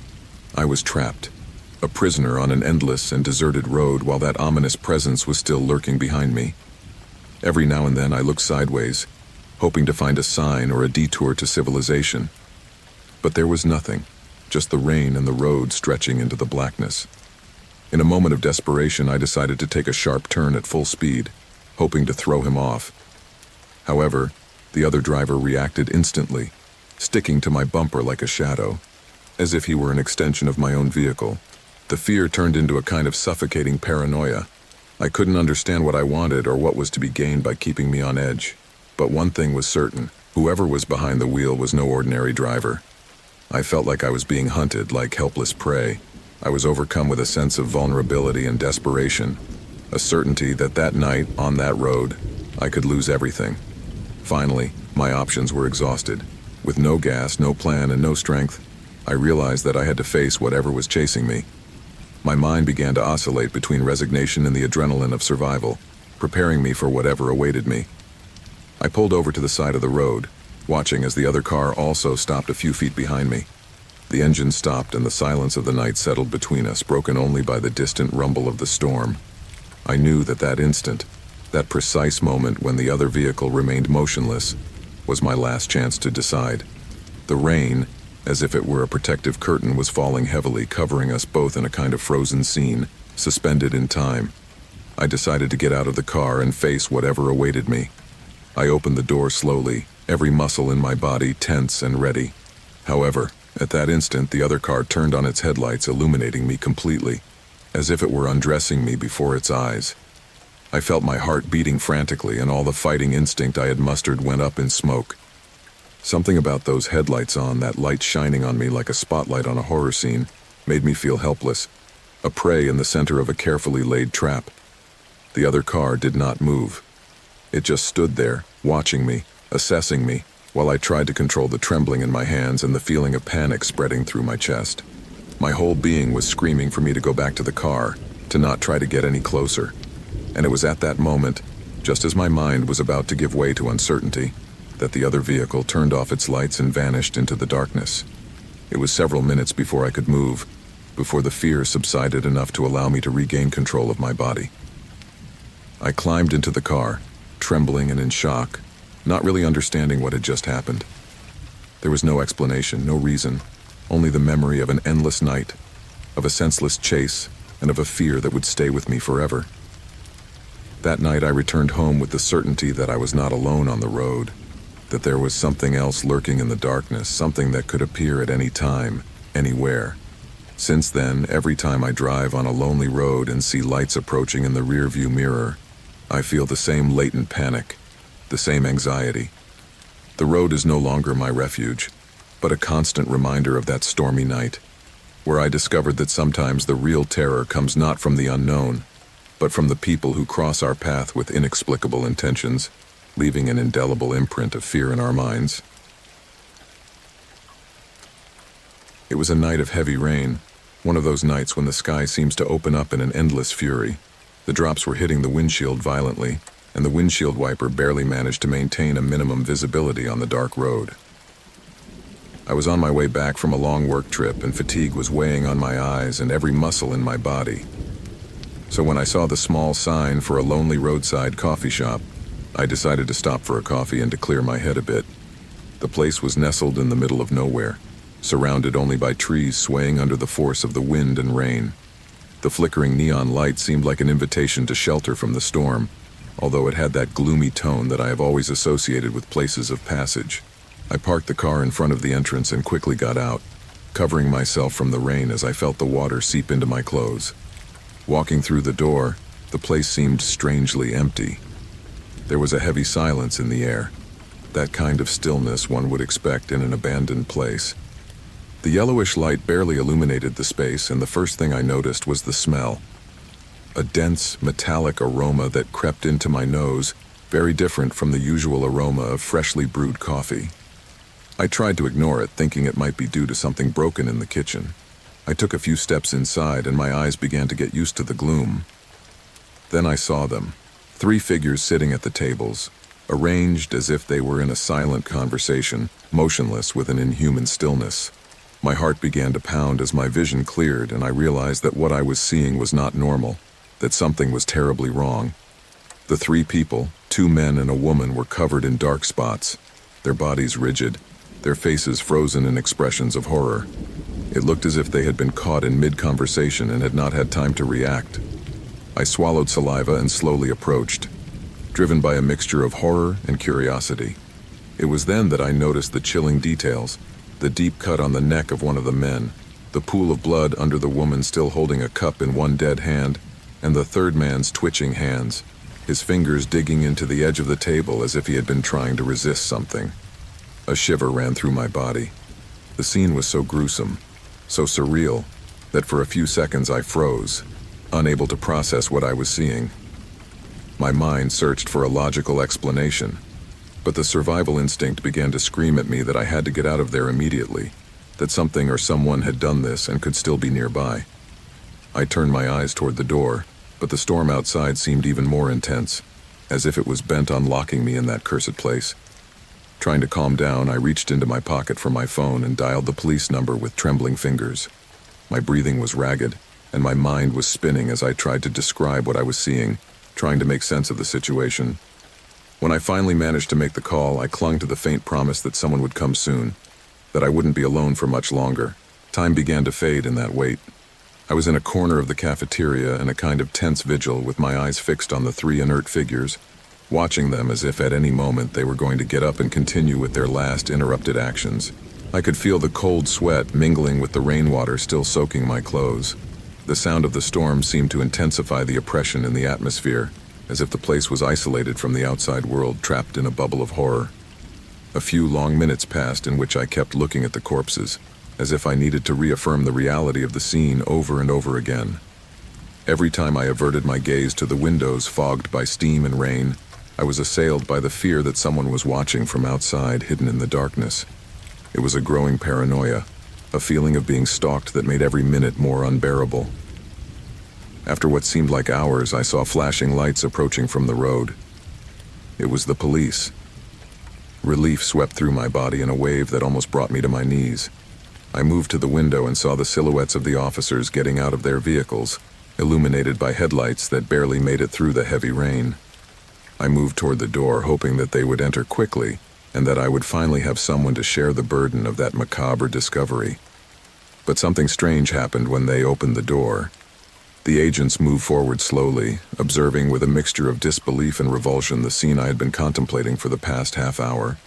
I noticed their wary glances, how their eyes went from the dead figures to me, and an uneasiness began to grow in my chest. They were horrified too, that much was clear. But in their expressions I saw something else. I saw doubt, suspicion. One of the agents inexplicably asked me to keep my hands where they could see them, and that's when I understood. The blood.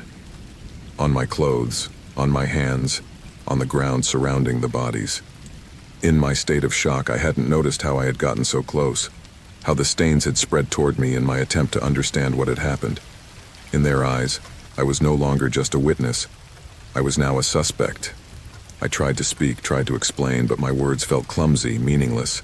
The story I was telling about having found the bodies on the way in seemed weak, almost absurd in the midst of the scene. And as one of the officers began to search the place, another stood by my side, watching me as if at any moment I was going to confess. There was nothing I could say that didn't sound like a desperate excuse. Then, the officer who had entered the kitchen returned with a grave look on his face. They found a knife, still wet, tucked away in a corner. One of the agents picked it up and looked at me with an expression that made it clear that the situation was getting worse for me by the second. I felt how the ground seemed to give way under my feet, how the certainty that I would not be able to leave that cafeteria freely began to settle in my mind.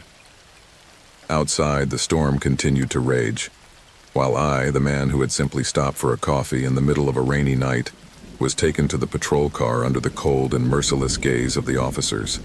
I knew that my truth carried no weight in a place where death had left such an obvious mark. Sitting in the squad car, handcuffs tight around my wrists, my mind whirled in a whirlwind of confusion and hopelessness.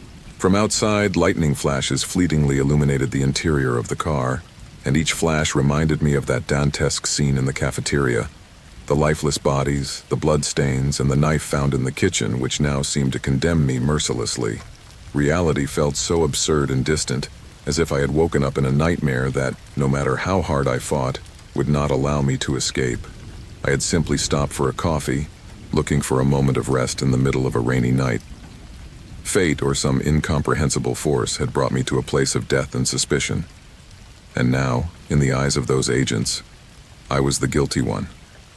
As the car drove down the wet and lonely road, amidst the echo of the storm that was still rumbling, a terrible resignation began to settle inside me. No one would believe me.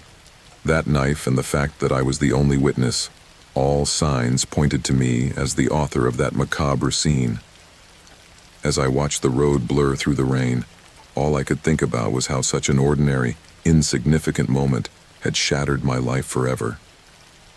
And then, a haunting question arose in my mind.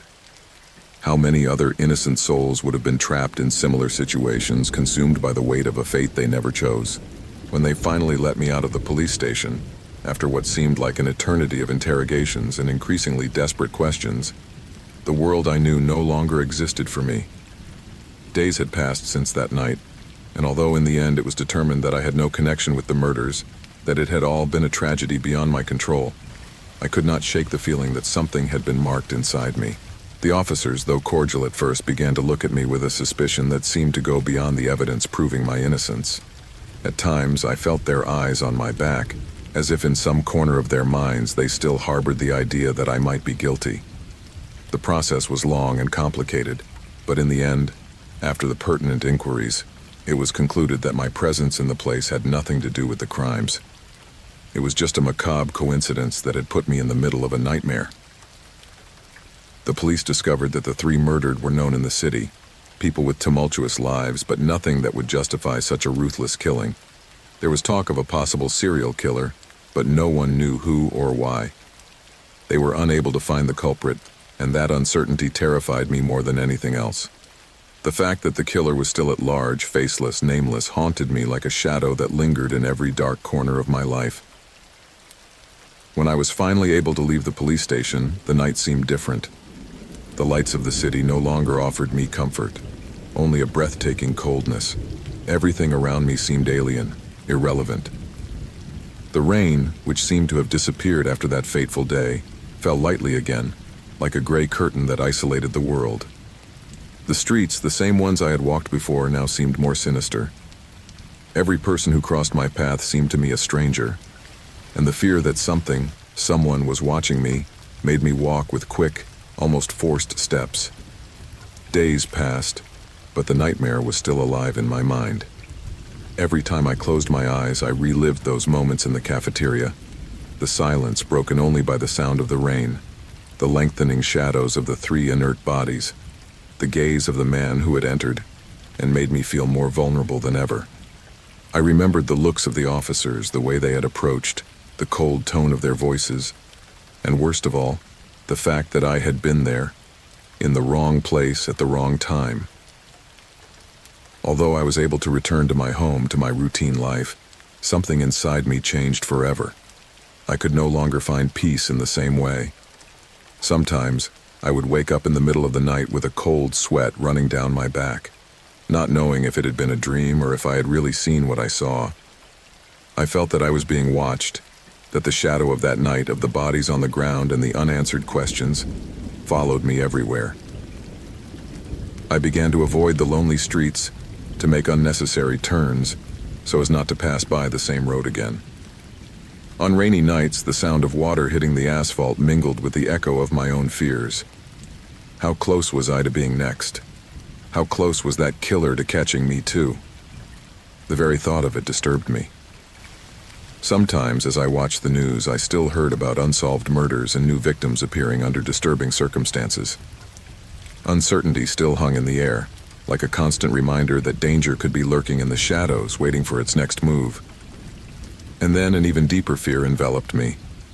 What if someone sometime looked at my face and did not recognize me as the innocent man I was told I was, but as just another piece in a dark game I never understood the rules of? Months went by. Although no one seemed to suspect me, although the police had closed the case, I knew that something inside me had broken. Every time I left my house, I looked more suspiciously at the lights of the cars, the movements of the people, the faces that passed by me without my being able to recognize which side of the story they belonged to.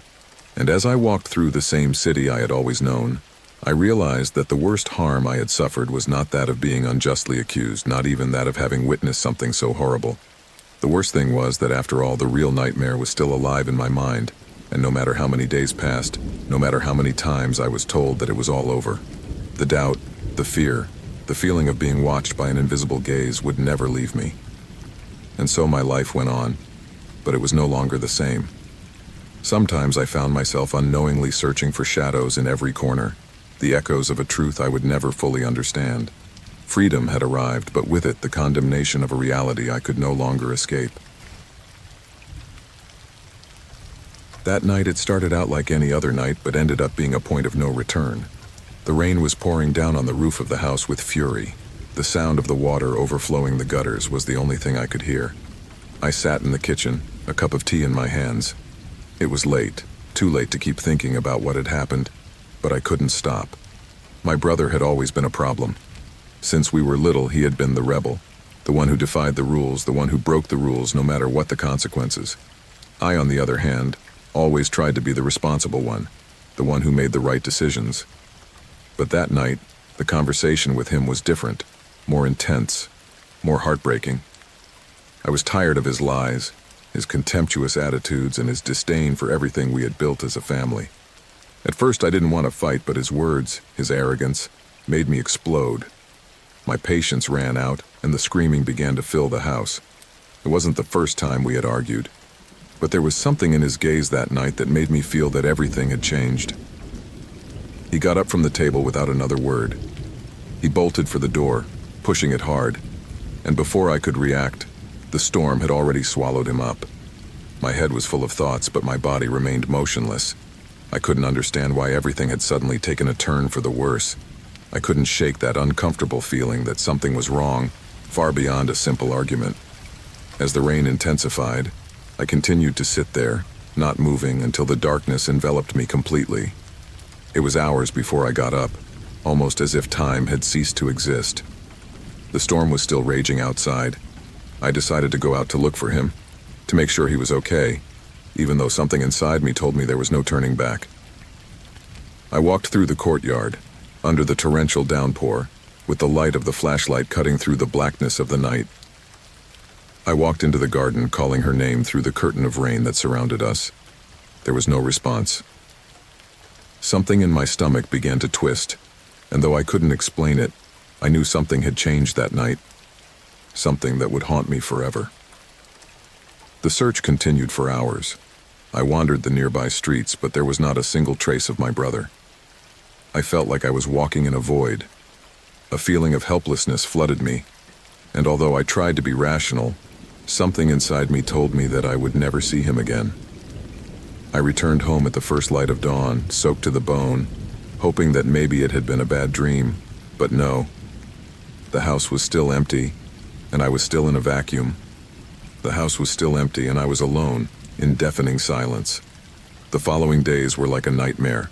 The police found nothing, not a single clue, not a single witness who could give me any answers. The questions piled up, but the answers never came. My brother simply disappeared, as if he had never existed. The pain of knowing nothing, of having no explanation, consumed me more and more. People began to whisper, to ask uncomfortable questions about what had happened between us that night. Rumors began to spread, but no one knew the truth. No one understood the weight I carried on my shoulders. Despite the disappearance, I could not help but return to the place where I had last seen him. The storm had ceased, but the tension in the air was still palpable.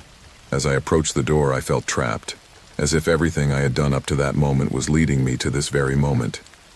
The place looked the same as it had that night, but something in the atmosphere had changed. There was something dark, a shadow that seemed to haunt me in every corner.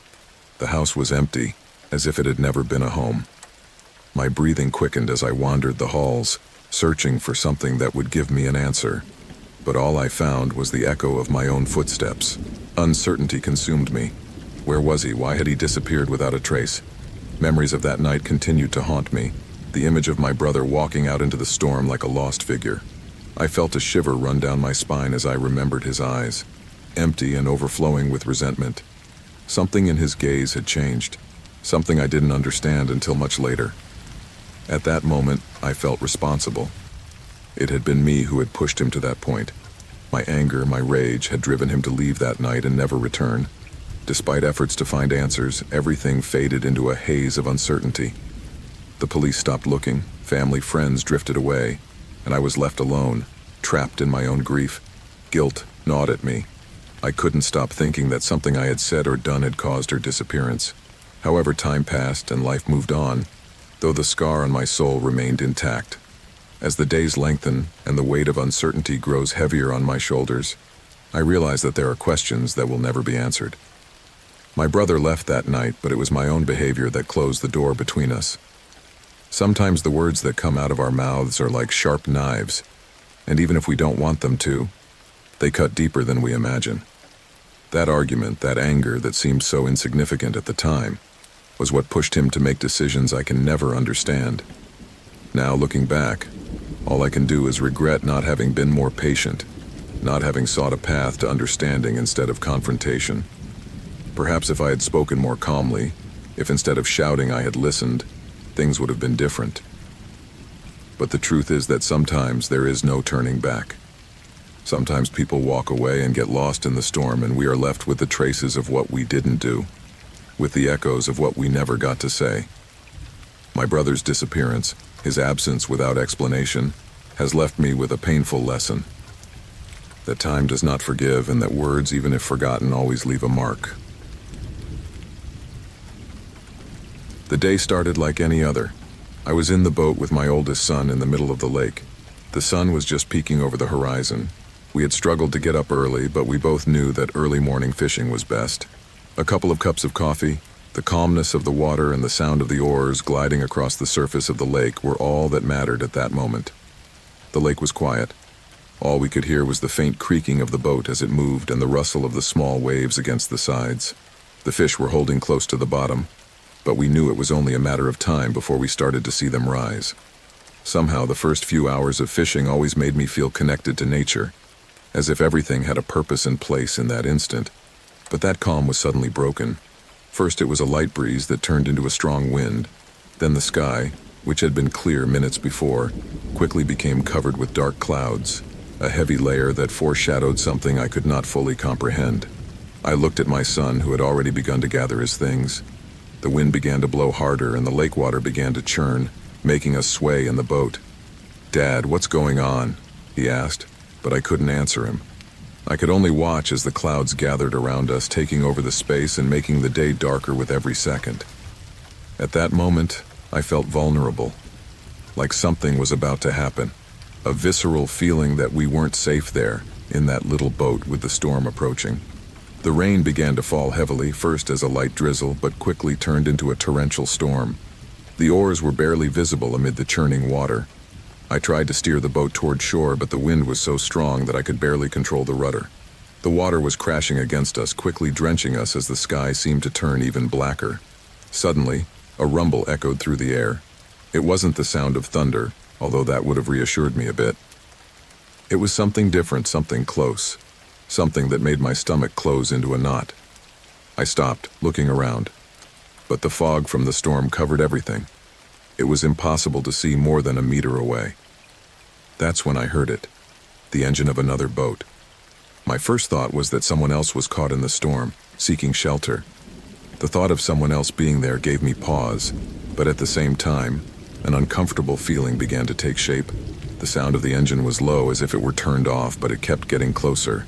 My hand, still holding the tiller, began to sweat, and I felt completely vulnerable.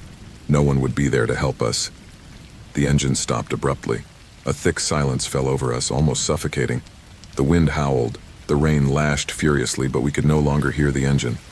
It was as if someone had turned off the engine cold turkey just to stalk us.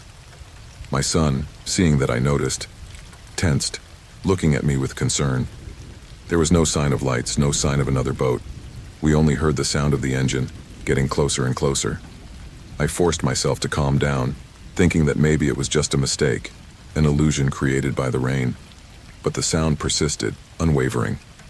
My hand, still holding the tiller, began to sweat, and I felt completely vulnerable. No one would be there to help us. The figure appeared suddenly, between the curtain of rain, a dark silhouette that seemed to walk on the water. My first impulse was to pull back to try to move the boat in a hurry, but the wind and the choppy water would not let us move forward. The figure, which seemed to be in no hurry, began to approach. Its shape became more defined as the space between us narrowed, until I could clearly make out a man. He was a fisherman, one with a calm and confident presence that contrasted with the chaos of the storm. He was dressed in a thick raincoat and wellies. His hat covered part of his face, but his eyes looked completely calm, as if nothing that was happening would affect him. I was taken aback. I hadn't expected to find anyone in the middle of this storm, let alone someone so calm in a situation like that. My son, who had been silent all this time, began to look at the man, and I, although relieved to see that we were not completely alone, could not help but feel slightly uncomfortable. The fisherman said nothing, but began to paddle towards us with ease, moving his boat with a dexterity I had never seen before. Every movement seemed to be perfectly calculated, as if he was used to sailing in such extreme conditions. In a short time, the man was alongside our boat, and without a word, he took the helm of our boat and turned it towards the shore. The man did not seem to worry about the wind, nor the water that was falling hard. His presence was solid, confident. As I watched him work skillfully, I felt a strange relief. Despite the chaos, his calm seemed to rub off on me. Finally, after a few minutes that seemed like forever, the fisherman brought us to shore. When we reached dry land, the man looked at me for a moment. His face remained shadowed under his hat, but I could see the expression of tranquility in his eyes. Without another word, he began to walk away, up the slope, losing himself in the rain. I didn't fully understand, but somehow his presence had been what had allowed us to get out of that dangerous situation. As I watched him disappear, a sense of gratitude invaded my chest, yet also a strange feeling, almost as if there was something more to that storm that I never quite understood. I don't know if the fisherman was a local resident, if he had been there by chance, or if something else was at play. But what I do know is that, without him, we would not have gotten out of there so easily. The storm began to abate, the wind diminished in strength, and little by little calm returned to the lake. However, that strange figure that appeared at the worst time left me with a feeling that danger lurked in the shadows, waiting for the right moment to return. Although we never fished that lake again, I will always remember that man, and how his intervention allowed us to escape what could have been a much worse ending. I never got to know who exactly that fisherman was, but I am convinced that his presence was the key to our salvation. If we ever fish again, my son and I will always do so with the feeling that someone else, somewhere, will be watching over us in the darkest hours. The rain was hitting the patrol car's windshield with such force that it almost prevented me from seeing the road. The sound of the drops seemed like an endless drumming, and every flash of light coming from the headlights reflected on the wet asphalt, creating a kind of fog that made everything look blurry, distorted. I was on one of those lonely nights, like many others, patrolling the streets I already knew like the back of my hand. The routine cases, the minor infractions, the small accidents that somehow ended up being more boring than dangerous. Everything was quiet. But there was something in the air that night, something I didn't know how to describe, a bad feeling that I couldn't shake. My radio, barely audible over the din of the storm, suddenly came on with a message that interrupted the silence. An emergency call. The sound of a desperate, choked voice in the rain. "I need help. Please. They are in the house." It was a woman's voice. Her tone was trembling. She was clearly terrified. I couldn't pick up many more details, only an address that I immediately recognized. It was the house of Laura, a former romantic partner with whom I had broken up some years ago. Despite the distance, she still lived in that secluded neighborhood where the darkness always seemed thicker than anywhere else. My heart skipped a beat. I didn't expect to receive an emergency call from there. I never imagined that something like this could happen at his house. As a police officer, I had responded to countless emergencies, but never something so personal. The patrol car glided over the wet pavement at high speed as my mind tried to sort out jumbled thoughts. As I got closer, the rain got worse. Water droplets fell relentlessly, creating a deafening sound. Lightning illuminated the landscape like flashes of terror, as if nature itself was trying to warn me of what awaited me. I reached the street where Laura lived and braked abruptly when I saw her house. The lights were off, but there was something I didn't like. It wasn't just the darkness or the storm or the fact that the house was devoid of any sign of life. It was that strange feeling, as if something had broken in the air. I parked behind a tree, out of direct sight, and got out of the patrol car cautiously. I didn't know what I would find, but something told me I should prepare for the worst. I approached the door of the house with slow steps. In the distance, I could hear the sounds of a fight, voices cracking, something rustling inside the house as if some heavy object had fallen. I banged the door loudly. "Laura!" I shouted, trying to make myself heard over the noise of the storm. But the response was strange. There was no voice, just the sound of footsteps, of something moving behind the door. I prepared myself for the worst. I drew my gun and cautiously pushed the door. It opened slowly, as if someone had left it unlocked. The air was heavy with moisture from the storm and a strange smell that I could not identify, a sweetish stench as if something was decomposing. I advanced slowly into the house. The light from my flashlight barely illuminated the dark corridors. The place was in complete disarray, as if someone had been looking for something. Chairs were overturned, tables broken, papers scattered on the floor. The walls were covered in what appeared to be dried blood. I couldn't help but shiver. Something was not right. I stood for a moment, analyzing the situation, wondering what could have happened there. A noise from the second floor made me react. Without thinking, I climbed the stairs, knowing that something or someone was at the top. My flashlight illuminated every nook and cranny, but no one was there. But the feeling that I was not alone intensified. I stopped in the hallway, a cold sweat running down my back. Suddenly, the door to Laura's room opened on its own. It was not a smooth or expected movement. The door creaked loudly as if pushed by something or someone. The flashlight briefly illuminated the inside of the room, but what I saw paralyzed me. The bed was empty, but on the floor something was moving. It was a human figure covered with something that looked like a blanket. Something about that figure made me stop. I approached slowly, still pointing the flashlight, and when the light reached the blanket, I could see the worst. What was there was not Laura. It was no one she could recognize. It was a man, stoutly built, his face covered by a leather mask that seemed to stick to his skin.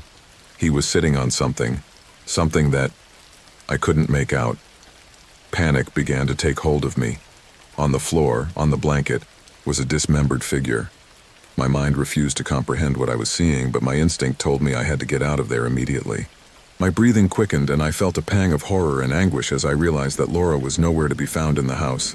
The man on the floor slowly raised his head, and although I couldn't see his eyes, his posture made it clear to me that he had seen me. I didn't have time to react.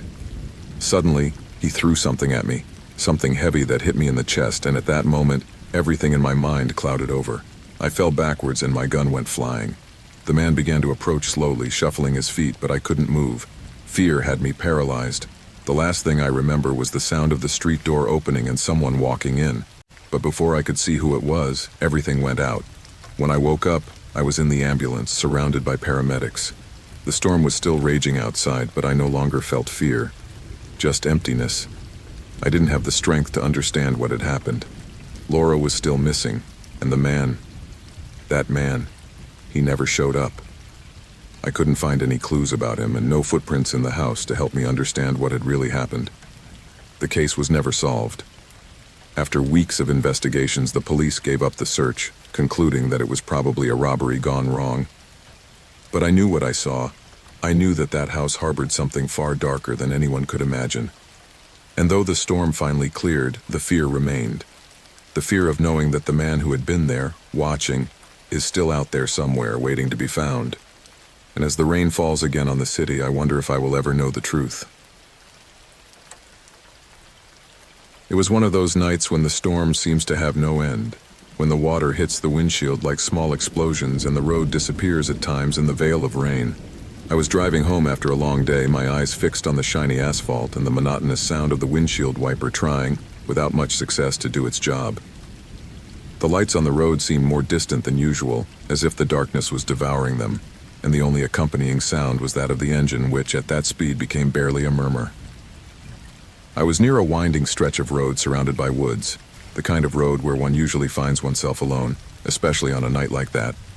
Then I noticed it, the lights of a vehicle behind me, approaching. At first I didn't think anything of it, but the way the vehicle kept right behind me without slowing down began to make me uncomfortable. I thought maybe it wanted to pass me, so I slowed down to give way.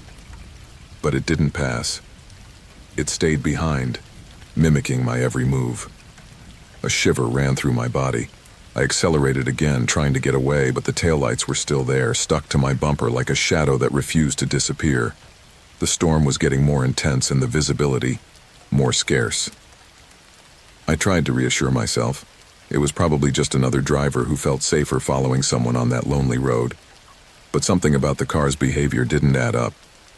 Every time I took a turn or slowed down, the car did exactly the same thing, as if it knew my every move before I made it. I decided to do something more drastic. I accelerated, feeling the engine roaring as the speedometer climbed. The raindrops were hitting the windshield with increasing violence, but the only thing that mattered was to get away from those lights. The other driver, however, was no slouch. He was keeping up with my speed, relentless, as if he were an extension of my own vehicle. I was beginning to feel like I was caught up in a chase where rules didn't exist, where speed limits and weather were irrelevant. Fear began to grow inside me, a dark and inexplicable fear, the kind of fear that is born when you know you are in danger, but you can't understand exactly why. My hands were sweating and the steering wheel began to slip in my palms, a reflection of my growing panic. I tried to calm myself, reminding myself that I couldn't lose control, not now. Suddenly the road became narrower and the forest on either side seemed to close in on me, as if the shadows were lengthening, creating a dark, oppressive tunnel. I decided to make a sharp turn at a turnoff that led to a road less traveled, a small hope of throwing my pursuer off the scent. But to my surprise, the car behind me made the same turn without hesitation, giving me no respite. As I made my way down the narrower road, the car's lights got closer and closer, to the point where its headlights seemed to merge with my rearview mirror, blinding me. I tried to accelerate once more, but the winding, bumpy road made every maneuver more dangerous. I felt as if the vehicle behind me was playing games, as if it knew that sooner or later I would lose control. The storm was raging outside and the wind was rustling the branches of the trees. At that moment, I understood that I was no longer running from a simple stranger on the road.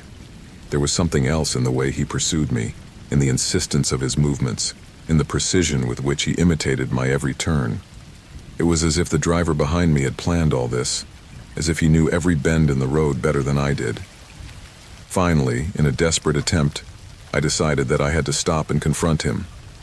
It was the only option. I couldn't keep running forever. I looked for a space on the edge of the road and pulled over, letting my breathing normalize as I waited for the other car to do the same. But instead of stopping, the vehicle slowed just enough to pass me, and in the brief instant that our windows were at the same height, I caught a glimpse of the driver's face. His eyes met mine, but there was something in his gaze that chilled my blood. It was not anger, not even an explicit threat. It was an empty look, devoid of emotion like that of someone who simply follows a plan, a goal that goes beyond any reason or feeling. It was only a second, but it was enough to understand that this man would not leave. He had chosen me, and that night, I was his prey. The car continued to move forward, and for an instant I felt a deceptive relief, thinking that maybe it was over. But before I could breathe easy, I saw the car's brake lights come on further down the road. It had stopped, waiting for me, blocking the road, leaving me trapped between it and the storm that roared mercilessly in the darkness. My mind began to work frantically, searching for a way out. If I tried to turn back, it would be suicide in those conditions. The road was too narrow to maneuver quickly. I decided to take the only path left, the ditch on the side of the road. I accelerated, leaving the asphalt and feeling the car bounce over the uneven terrain, struggling to maintain control as I tried to escape from that implacable presence that seemed determined not to leave me alone. The stranger's car turned violently to follow me, and at that moment I understood that he was willing to risk everything to catch me. I could not understand what motivated him, what his purpose was, but it didn't matter anymore. Now it only mattered to get out of there, to escape from the threat that breathed in the back of my neck. The rain continued to fall in thick curtains, making visibility increasingly difficult. In the distance, through the fog and gloom, I saw a bridge crossing over a storm-swollen creek. I knew that bridge was my only hope. If I could make it across and take the back road on the other side, maybe I could lose it in the confusion of the terrain. But when I reached the bridge, I heard a menacing creak beneath my wheels. It was old and dilapidated, and the storm had weakened it further. But I had no choice. I sped over the bridge, and when I looked in my rearview mirror, I saw my pursuer venturing onto it as well, with terrifying determination, not stopping, not caring about the risk. A ripping noise filled the air, and the bridge gave way just as the other car crossed it. The vehicle plunged into the creek in a clatter of metal and water. I stopped on the other side, silently looking at the place where the car had disappeared under the murky water. The taillights still shone under the surface, moving slowly as if still trying to get out, as if that force that had chased me was not willing to give up so easily.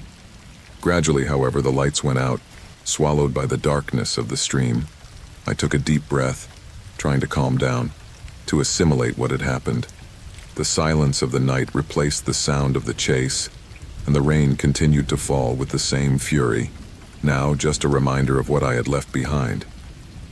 I decided I had to leave immediately, leave that place and never come back. I started the engine and headed down the road, losing myself in the storm, with the strange feeling that, although I had escaped, a part of that threat would continue to follow me at every turn, in every shadow, like a presence that had left its mark on my mind. I never heard from the driver or his car again, but ever since that night, every time I drive, I look in the rearview mirror, feeling that those lights might appear again, ready to continue the chase that once began on that deserted road in the storm.